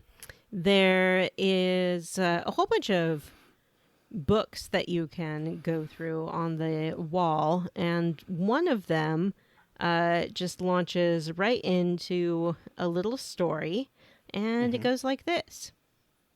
As they embraced, Jane's heaving bosom pressed firmly against John's manhood. How? John's hands worked their way to the petals of Jane's sweet rose and then it stops. So wait, if you're embracing, but your boobs are against his dick? Oh, interesting. Yeah, I thought the same thing. It does not make sense. Like, let's be real. Jim, you're going to have to cut this. Is she giving him Maybe like a they're tit like job? Embracing while they're 69. Or she's upside down. Ooh, or he's standing on an apple crate. Or she's, yeah, that could be the case too. Yeah. Standing on an apple crate. That's what they call it in the film biz, buddy. When that's I know that, John. Real film insider. That's what Tom Cruise stands on in all of his movies. I am convinced he's the same height as me, so I do want to get a picture next to him one day. I think that's a really good idea. Yeah. And then we'll know the truth. Although I know he wears like 2-inch heels. Mm. Yeah, he wears like. What you need to do is like get him to go swimming with you, and then get a picture when you're both. He might try to have fresh sex out of the with pool. me. And no, he might. Thank you. Yeah. So Vanessa, then there is when you get to the Magic Guild itself and you meet the leadership, and here is where you talk to a guard that has some thoughts about women that they really want to share with you. Like there was this guy I walked past today when I was getting my blender at the grocery store just now. This was like right before we started recording, and he had his bumper sticker that said "Truth is the new hate crime," and I really wanted to ask him questions about his thoughts on trans people and women and queer people. I was like, but I gotta get home and make my smoothie. Yeah. It's nice when people invite you into a conversation like that.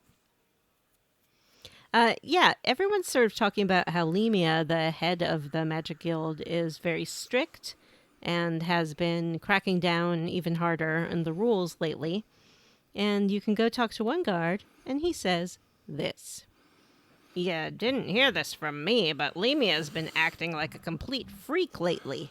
My theory is that she's going through the change of life. She is getting up there.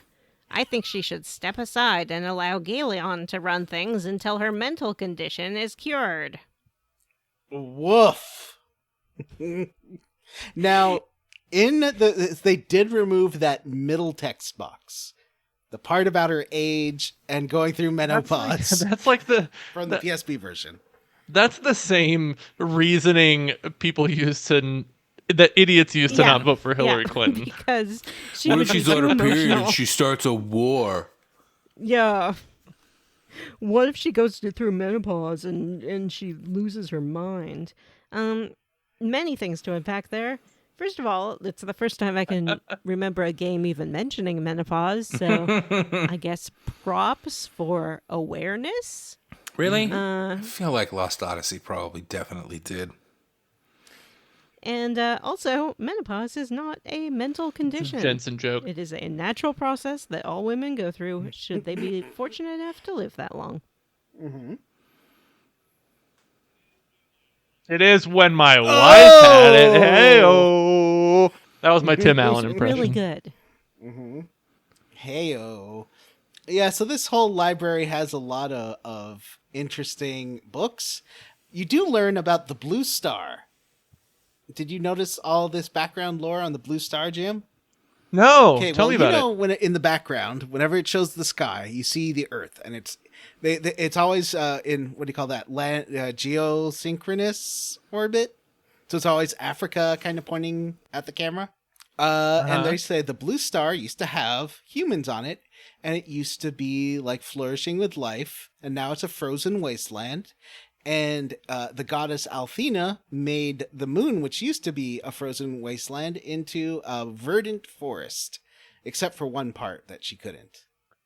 And there's one human left on Earth, and and her name is Iluk, and then it just stops the text. Oh, whoa, I that's feel like neat. that might be foreshadowing something. Yeah, I like that. Did you find any other foreshadowing books, Vanessa? I read all of them, but the only one that I retained a memory of was the sweet romantic tale of Johnny and Jane. That was deleted from the PSP version. That's Do you sad. think? As they embraced, Jane's heaving bosom pressed firmly against John's. Maybe he's just really tall or she's really short. Yeah, that's true. That's true.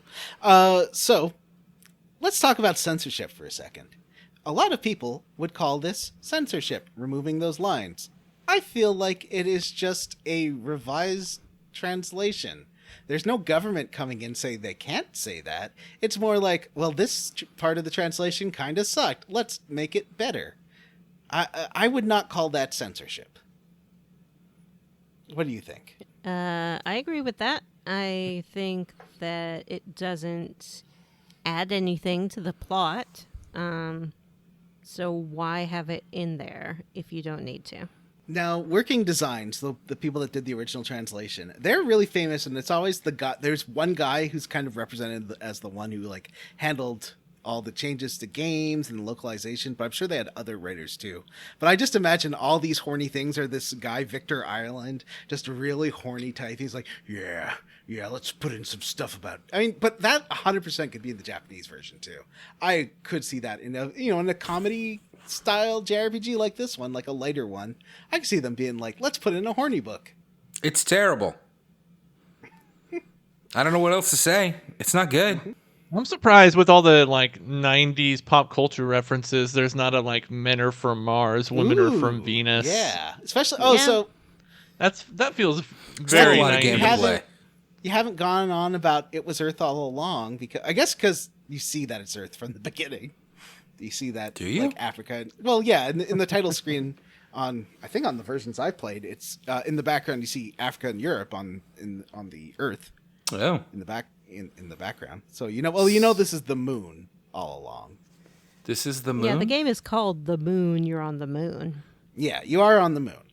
The books in the library tell you about how the Earth got destroyed somehow in some kind of cataclysm, and the goddess Althena moved everyone to the moon and made the moon habitable. It just said somehow. It doesn't say how it got destroyed. Climate change. It doesn't say how Or Godzilla. Yeah. I feel like there might be Both. more details to come on this. I did not realize that this was supposed to be the moon. Yeah, you're on the moon. But we can breathe.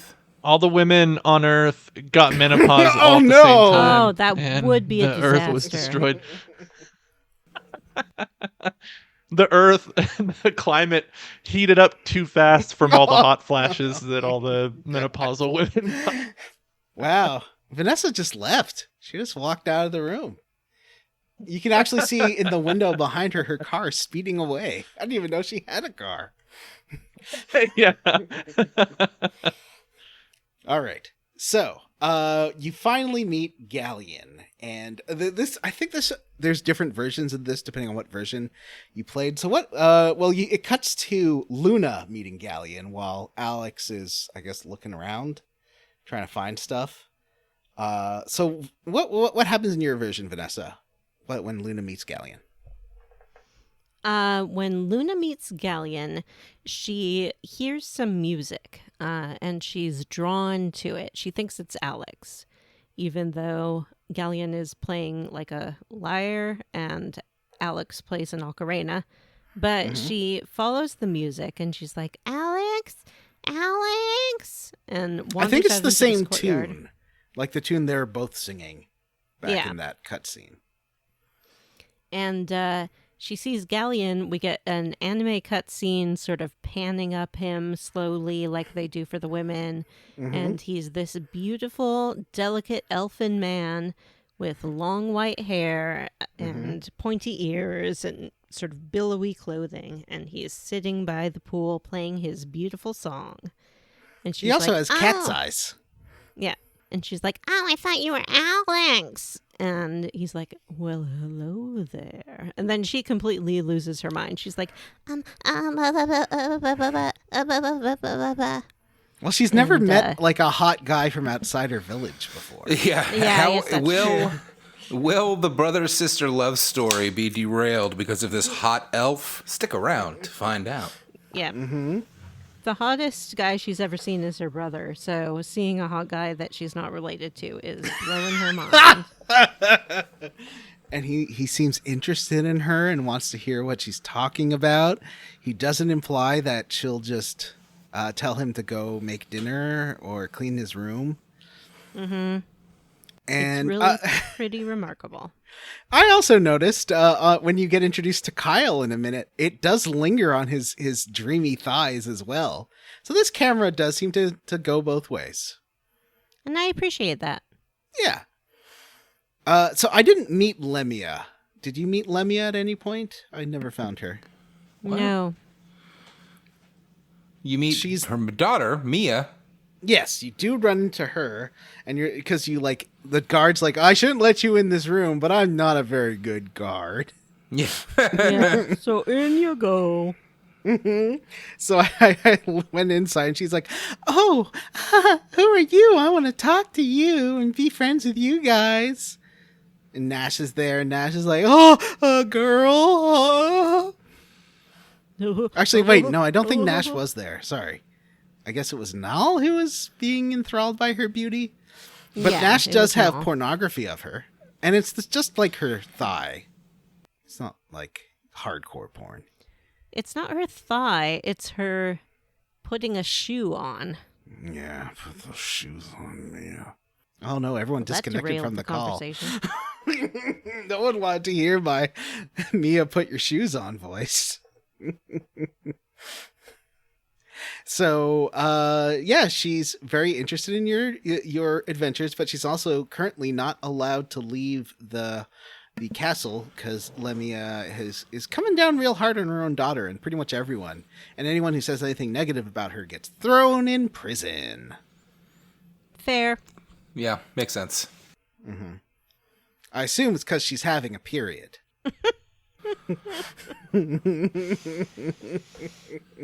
Or not having periods anymore, whichever. Yeah. Maybe a little bit of both. So Galleon finally meets Alex and sizes him up and is like, wow, so you want to be a Dragon Master, huh? And not a magic student? Well, you should go. I should give you this little task then. There's another guy who says he's a Dragon Master, and I want you to check him out and see if he's a real Dragon Master. He's by the village of Lann, and he's kind of being a dick to everyone. So, Yep. And they happily take on this mission because they're like, being a dick, that's the most dick thing you can do. We can't let him be a dick. So the only problem is to get to Lann, you do have to go through Zanza Pass, which has a notorious thieves' hideout at the summit. Oh, no. Zanza Pass has some more trick chests.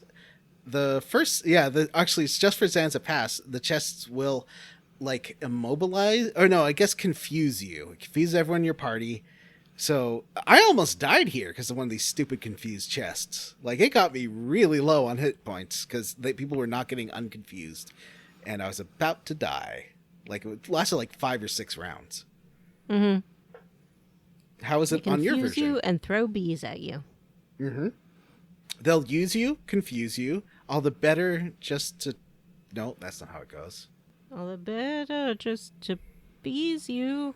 Yep. They'll bees you and bees They'll you. tease you and they'll tease you. All the better just to bees you. Yeah, exactly. All the boys are beesed in the face. They got a chest full of bees. Yeah, this was incredibly frustrating. Yeah, It's not I all did the not chests. like this It's just one. a lot of them. Most of them. Like, I think there's 1 or 2 that didn't have. And it's a real easy way to get party wiped, you know? Yeah, A I got real pretty quick close way to to get dying. totally party wiped. Yeah.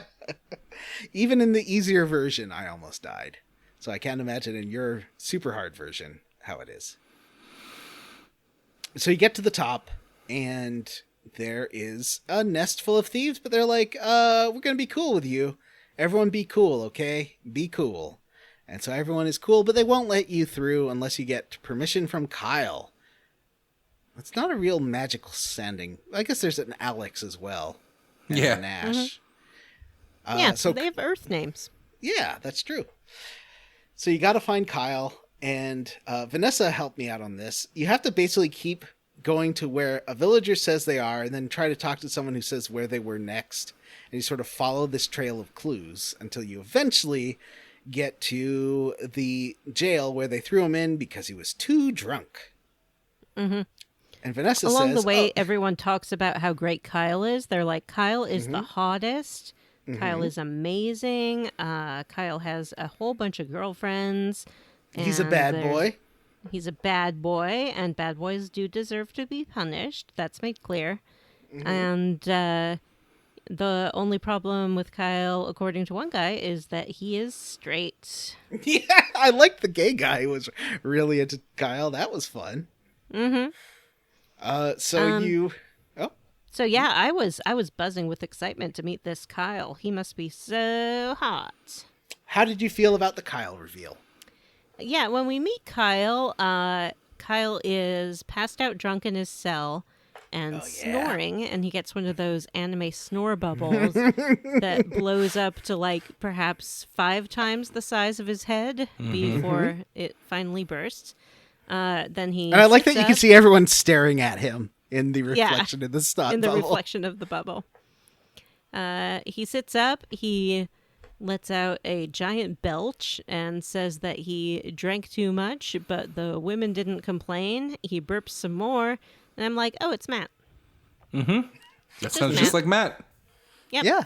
More Matt representation. This and Final Yeah. Fantasy 16. It's been a real good time for Matt because the lady vapes.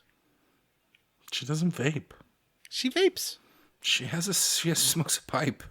No, she's not using fire. She's using some kind of air power. So I assume it's a vape. Well, She that's smokes true. a pipe. You ever smoke a pipe, Matt? You know that I have. I like the smell of pipe tobacco. Yeah, I Oh, I that dated a kind guy. of pipe. No. Oh, I dated a guy who smoked a pipe. My first boyfriend. He was 24. He wasn't old. he I was just going to ask. He was just a pipe. pretentious douchebag? No. Yeah. No. Well, he was European. And that's what he kept saying. Though he's from Argentina, he kept saying how he's European. How is that Europe? Well, because his parents moved there from Europe. Yeah, but never mind. Anyway. We meet So, Nash. I mean, We Kyle. meet Nash. This and game the loves to do like a slow anime pan-up shot of a character when they Yeah. introduce them. Is this how we're supposed to know that these people are important? Because they get Or a hot. 15-second anime cutscene? It's so fucking weird. But I think it's more about how hot they are. yeah, like you got Master Mel's pan up his beefy torso. You pan up. Do you get to pan up Jessica? I don't think you do, right? Kyle is I think you do. drunk and belching and like blowing snot bubbles and drooling. Yeah, like you. Yeah, but I don't think I'm hot. You Well, haven't maybe this met- game will teach you something. Yeah, this game's all about helping yourself. What do you call that? Self-image. Self-esteem. Yeah. See, Matthew, you can be hot. You just have to be like head thief guy. You can get a hot girlfriend like Jessica. Yeah, Johnny's message is that all you have to do is be financially successful, and then the women will be interested. Well, I'm not that either, so. Oh, buddy. We're all having a rough time right now. Except for Vanessa. I'm fine.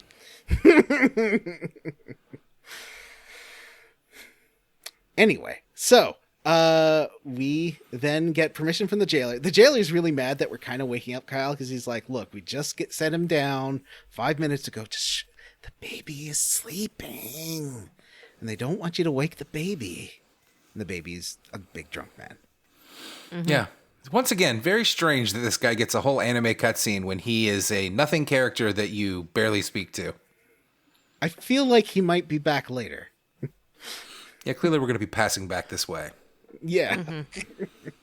So the guy lets you go through the gate so that you don't wake up Daddy or Kyle or Baby, whatever you want to call him. And we head on to Lann.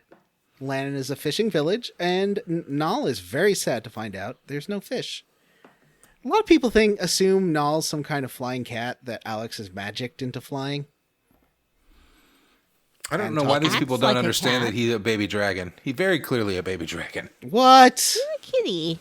What are you talking about? There's the one guy in the starting village that's obsessed with like negging Null, and every time you talk to him, he's like, "Oh, Null, I figured out what you are. You're a stupid piece of fluff with wings on it." Like, he's really aggressive towards him. Yeah, Nash and Null have a real love-hate relationship without the love. Is Nal gonna have a love interest too? I think Null's love is fish. Oh, that's true. He does love fish, and he's very saddened by the plight. What? Male? Male? I think Null's a boy. Yeah, I think Null uses Is Null a him. boy or a girl? So we then we get to the village, and pretty much right away I realize it's being under the thumb of the supposed Dragon Master, who they are giving all their supply of fish to. And Jessica's there, and she wants your help to defeat this jerk. And she's fun. I liked Jessica as a teen. I like the tough girls, I guess, was like my, like, these are the coolest characters, like your Chun-Li's and your Jessicas and all that. Mm-hmm. I always played as the tough girls when I was a kid. She's the like daughter Jessica. of Mel. So she she's introduced me to Dad. The Spice Girl. Yeah. She's the ex-girlfriend of Johnny. No, not Johnny. What's his name? Matthew. Matthew. Kyle. No. What's his actual character name? Kyle. His name is Kyle. Kyle. Yes. And she is also the woman that many people on the boat were coveting and talking about. Although I do like that everyone in the castle or the house that she lived in knows that she's a tomboy who like sneaks off to go on adventures, and Master Mel just thinks she's like this well-behaved princess. Mm-hmm. I like that kind of character. I know it's a trope, but it's a fun trope. Yeah. Yeah. She's studying to be a priestess, theoretically. She wears a white priestess robe, but she is like a monster person, like Mel is. So she has little fangs. A beast man, right? Yeah, I guess I shouldn't call them monsters. Yeah. And there is, so I think Galleon is too, right? Because he's got the monster person cat eyes. Oh, I thought he was an elf. I don't know. Me too, but monster person makes more sense. Yeah. Vanessa, we just told you it was problematic to use the term monster person.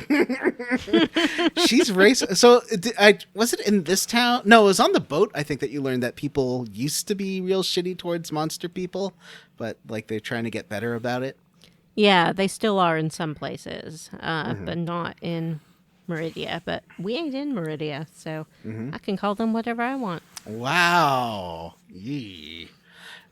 So you ask to borrow this boat. First, Nash asks very badly, because Nash is a piece of garbage. He's like, "Peasant, you there, peasant, let us use your boat. We're going to use it. We need to use your boat to go fight this ruffian. You dumb peasant, don't you understand?" And then she's like, "Step aside. I'll handle this diplomatically." And she's like, "I'll kill you if you don't give us your boat." I'm like, oh, I like that. I like that she was not any more diplomatic than he was. Yeah. They seem quite evenly matched in that front. And they do not like each other. No. Who likes Nash? No one seems to go. Well, I like that Luna's always kind of trying to diffuse the situation and be like, "No, it's fine. We just was wondering if we could use the boat." She's the mediator. And she's always assuming the emotional labor of the situation. I like Nash. Mm-hmm. Well, he is kind of pompous. Yep. And a little snide and has floppy hair. That's right. And he's a magician. He is a magician, but I feel like Galleon's more age-appropriate magician. Yeah, that might be true. If you were playing this when you were 13 in 2013, is that what we're going with? 2010, when you were 13 in 2010. Mm-hmm. Yeah. It would have been fine. But I would have never. I was too busy doing my cool 2010 things like having a cell phone. Mm-hmm. You're like, "My mom's got me the latest iPhone 4. Look at this." Mm-hmm. I'm on MySpace. It's 2010. No one used MySpace. Everyone was on Twitter and Facebook and Instagram. I'm on Twitter and Facebook and Instagram and Tumblr. Mm-hmm. Yeah, and Tumblr used to be cool back then. Tumblr was never cool. You take a little boat to the swamp. I like that this is a shorty little dungeon. There are some poisonous places, but you can just run through them and you don't get poisoned. At least I don't know on your version. On my version, you can. You can run through the poison and you don't really take any damage. But the chests it doesn't do much. It doesn't do much damage. I really liked Jessica. I liked having kind of a cleric around that was backup healing, but also could smack people real good. Yeah. Her limit break on the PSP version is she gets out a giant mallet and smashes the enemy for a gajillion, 200 and something damage, I think. That was fun. Like a Harley Quinn? Yeah. Yeah, well, but it was more of a comically large head to the mallet, not a long mallet. It was like a cartoon-sized mallet. Like, it was several times the size of her body. And she does lots of damage. The chests, almost all of them are trapped here, but they're trapped with confusion spells, which does, I think, almost exactly the same thing as Earthbound when you get that little mushroom on you. And it like, tilts the controls. But I can adapt to that pretty easily. I don't know how it is on iOS, though. It might be annoying. I mean, the virtual D-pad on iOS is hot garbage. Like all virtual D-pads. Yeah, I was going to say, I think all virtual D-pads are kind of hot garbage. You do have the option to play, like, touch to move. Yeah. I don't like the D-pad, I don't like that but I either. prefer D-pad over that. Yeah. Yeah. So you then make your way through this little... It's a very small little dungeon. I like the dungeons are pretty compact. And at the end, you run into the Dragon Master, and he's like, "Hey, you better listen to me. I'm a Dragon Master." And he brings out his dragon. I thought his dragon was going to be super fake looking. It's not. It's just a big frog lizard that he like stapled some dragon stuff onto. Yeah, it's a froggy. Yeah. Or Breath like of Fire 3. Looks like one of the It's just a dragons little from frog Chrono when it Cross. hops out, but then it blows up to be huge. Yeah. It's fat. It has mushrooms growing out of its back and little wings. And the Dragon Master stands on top of it. Yeah, and he's got his fire magic that he's firing off at you. And I like this. This is a cute little boss fight. I had fun. I thankfully was able to beat this guy on the first turn. Hey. The frog does have a lick attack. It goes, lick, lick, lick. That's the sound I make whenever Porky only licks me when she wants me to get out of bed. So whenever she does, I always go, lick, lick, lick, because she's trying to annoy me. And this frog's trying to annoy you with his tongue. Mm-hmm. Oh yeah. So now I've only found Ron, the one on that bromides? Nash has on him. Now bromide is a weird word, and I think it just means porn, right? Good question. Let's ask the Google. It is a trite and unoriginal idea or remark. Wow, that's not typically porn at intended all. to soothe or placate. But this isn't the only game where you find a bromide. Oh, here it is. Here it is. They get their name from the category of commercial photography, celebrity portraits that were popular collectibles in Japan. Oh. So if you use this as an item, That's not in my you definition. do see... Oh, it says a reproduction or piece of typesetting on bromide paper. So what do they do? They have... You can... if you have them equipped... like as an accessory, they give you a little stat boost. Oh. And they also give you, like, if you use the one that he has, Mia's bromide shows Mia putting on her pair of shoes. There's one of Luna brushing her hair. Oh. There's 13 of them in the PSP version and 10 in the version you have, I think. I'm good. But you get to watch her brushing her hair, and she's just wearing a one-stage robe. Oh, no, she has an undershirt under there. So they're pretty tame, at least. They aren't, like, super horny. They're just, like, posing and looking pretty. So those are the bromides. So you defeat this Dragon Master, and he's like, I'm very sorry. I just got swept up in the excitement of being a student at the Mages Guild and getting a little bit of power, and then I realized that I could use this power to take over a whole town, like I was a Star Trek villain in an original series Star Trek episode. And everyone's like, well, we forgive you. And he's like, I'll never be bad again. Wink. I don't believe this guy. They're such gullible children. They do seem to take everyone at face value, except for Ramus. Ramus knows that what's up with that one guy, so he doesn't take them at face value. So that's it for this chunker. That's this I think we chunker. said that we were going to play a little bit longer, but we decided not to. Yeah, it was another 4 hours a game. That's too many hours a game. Okay, go to Iluk and return. So where are we the stopping at blueprints. for next time? You'll know what I'm talking about when you get them. There's some blueprints that an inventor has, and you got to return them. Blueprints. Return the Oh, I thought you meant blueprints. blueprints. I'll let you figure out which one I mean. Do I mean a blueprints, or do I mean a print on blue paper of some kind of design? You'll find out. Next time on Square Roots. So we didn't do any emails last time, right? Or did we do the emails? I can't remember. I think we did that one. We nice didn't one. do emails, and we do have a couple.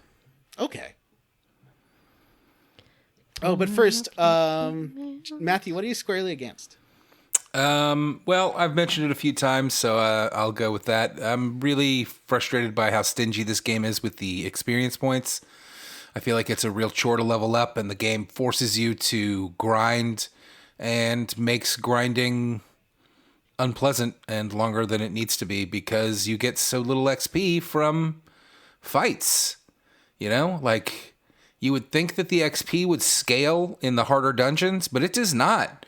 Even in this last dungeon here, I was getting the same amount of XP I was getting early in the game, like 20 XP, 30 XP for a fucking, for an entire fight, 6 monsters. Is this just like Victor Island being like, if I don't make this super hard, they'll finish the game when they rent it. This way they have to buy the game. It's like I don't know, 90s but I thinking. find it very obnoxious, and it makes me frustrated because I would very much like to just, play the game and not have to grind in every single dungeon we run across. Anyway, Jim, what are you squarely against? I will say that I'm roundly for the anime cutscenes. I think they're all done really well, and they're really fun. They go on longer than I think they will always. Like, I always think it's just going to be a few seconds long, maybe a line or two. But like that one of the 4 heroes, that guy you meet in Jessica's dad, I can't remember his name. He is his little cutscene goes on for a minute. I think they're really fun. I like them. Vanessa, what are you squarely against? I'm squarely against referring to menopause as a mental condition, and more generally, squarely against all the little lines peppered throughout this game about staring at women's boobs and how women try to ruin your fun and all of that stuff.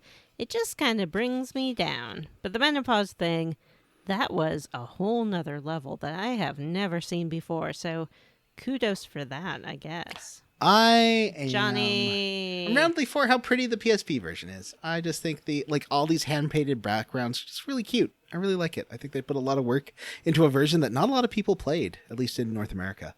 So right now you can still buy it but you have to buy it on a PS TV or a PS Vita, and you have to own one of those two things. So who knows? Anyway, is that it, Jim? You've squarely against, right? Mm-hmm. Squarely against? I think that's all of us. All right. Vanessa, email. Emails. Here's an email from Brian D, a.k.a. Moosemaster X. Oh, yeah. Brian D writes, "Hi, y'all. Fell behind on the episodes and I'm catching up. Wanted to write in to say I'm glad you guys also had some issues with the Sector 7 tower in Final Fantasy VII Remake. When the game came out, I hit my mic during that, so I'm going to re-record that. I apologize. I turned my head and bonked the microphone. Good bonking. Hey, all.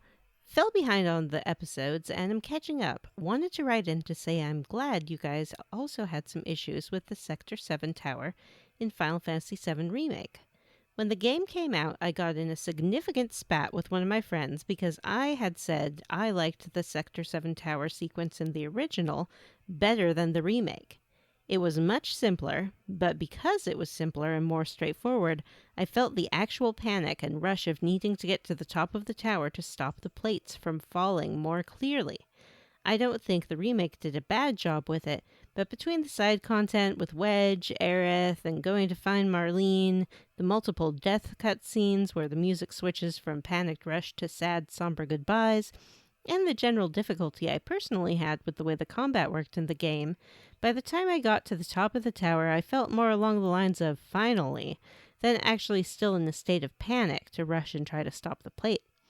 My friend argued that I was just being nostalgic and looking at the old game through rose-colored glasses, because Final Fantasy VII Remake was much better, but I still feel like the short panicked rush of the original kept me engaged much better than the remake did. Hearing about some of the issues you guys took with the Sector 7 tower gave me a bit of validation in that regard.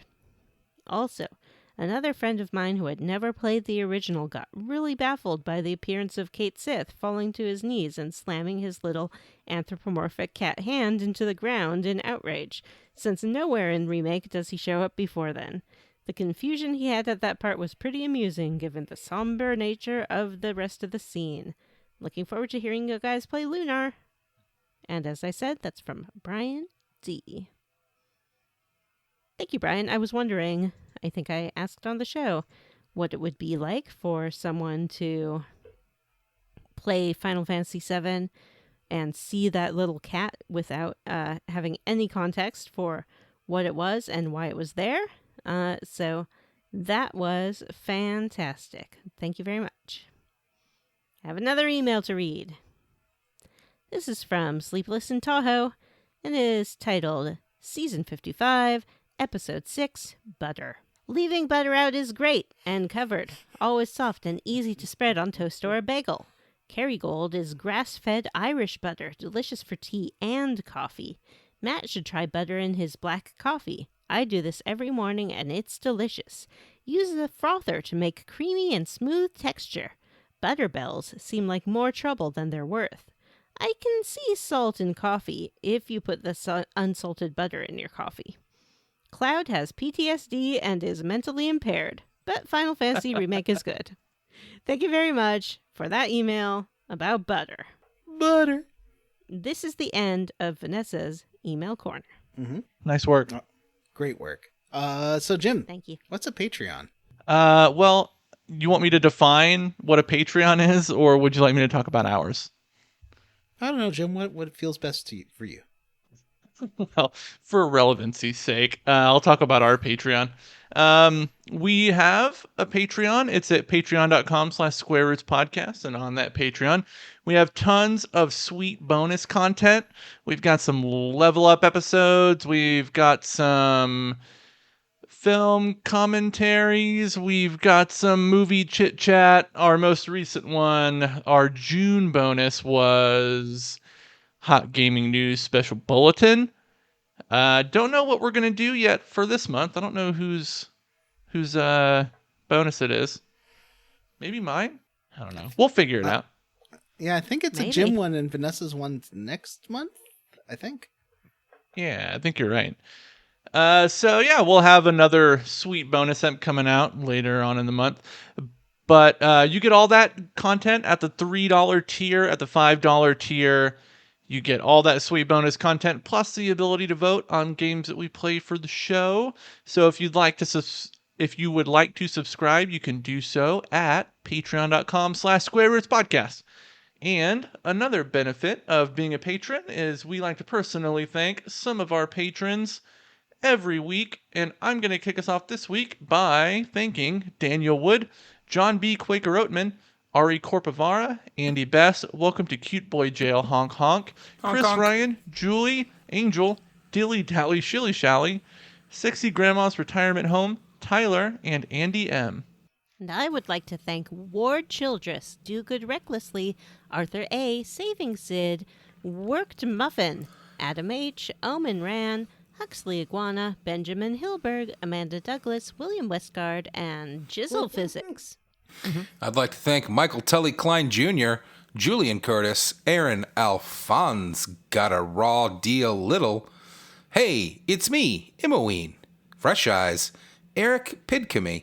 For Square Roots Podcast, I'm Stim Stanks. I'm Chad Wilson, Alex Jokic, Dr. Fine Say Everyone's Name, Grey Code, and DP 2099. I'd like to thank Pre-Girth, Esteban Gonzalez, Nawford, Justin Rash, Ian Frederick, Cyril the Wolf, Ow! Hudson Roth, Eric Garby, Tracy the Board Queen, maybe Flesh Guys. Well, to me it looks like a big gold shiny wire of hat loafing around. What is that about? Seattle Sounders will host Club World Cup in 2025, and David Shook. All right, folks, that's it for this episode of Square Roots. If you'd like to have an email read on the air, you can email us at squarerootspodcast@gmail.com. Come see us at our Facebook group, the Square Roots Podcast Group for smart, cool, very attractive people, or find us on Twitter at Square Roots Pod. We're also on the other Twitters, but I don't know our handles.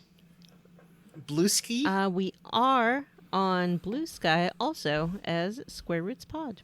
All right, Blue Sky at Square Roots Pod. We're not on Threads. We'll never be on Threads. I thought Threads we was might where be all on the Threads brands if we go. can remember the Instagram password, but we can't. Oh, yeah, I don't know that. I'm sure we could just reset it probably, right? Sure, but who wants to bother? Sure. Dun, dun, John, dun, dun, please dun, rate, dun, dun. review, subscribe. Oh, right, yeah. Please rate, review, and subscribe on iTunes, Ghana, or wherever you listen to podcasts. Thanks to Stephen Morris for our Square Roots theme. You can find Stephen on Twitter as Beige on Beige and on YouTube. Links for both are in the show notes. Something Matthew doesn't know what they are. All right, everyone, for Square Roots, I'm Jim don't know. Banks. I don't know what show notes are. That's what you said last time. Matthew doesn't know what show notes are, Van Zant. I'm Johnny Show Notes Brandon. And I'm Vanessa No Notes Riley, because nobody ever gives me any notes on my stellar performance. Jim, don't cut that. And all of it. La la la la la. Bye. See you later. Yeah, bye.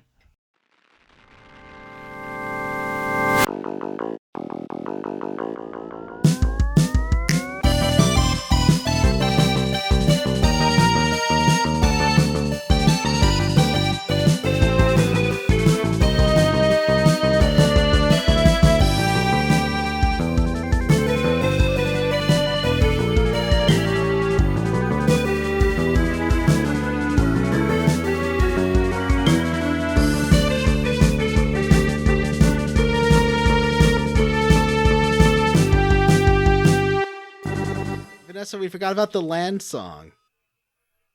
What land song? The lady in the village of Lann, and she was like, "Want to hear my amazing song?" And it was so much better than Luna's song. She must have been so embarrassed. She's like, and her song goes like, Yeah, it was great. Hey! She's, but she's starting to get complicated feelings about Galleon. Me too. Mm-hmm.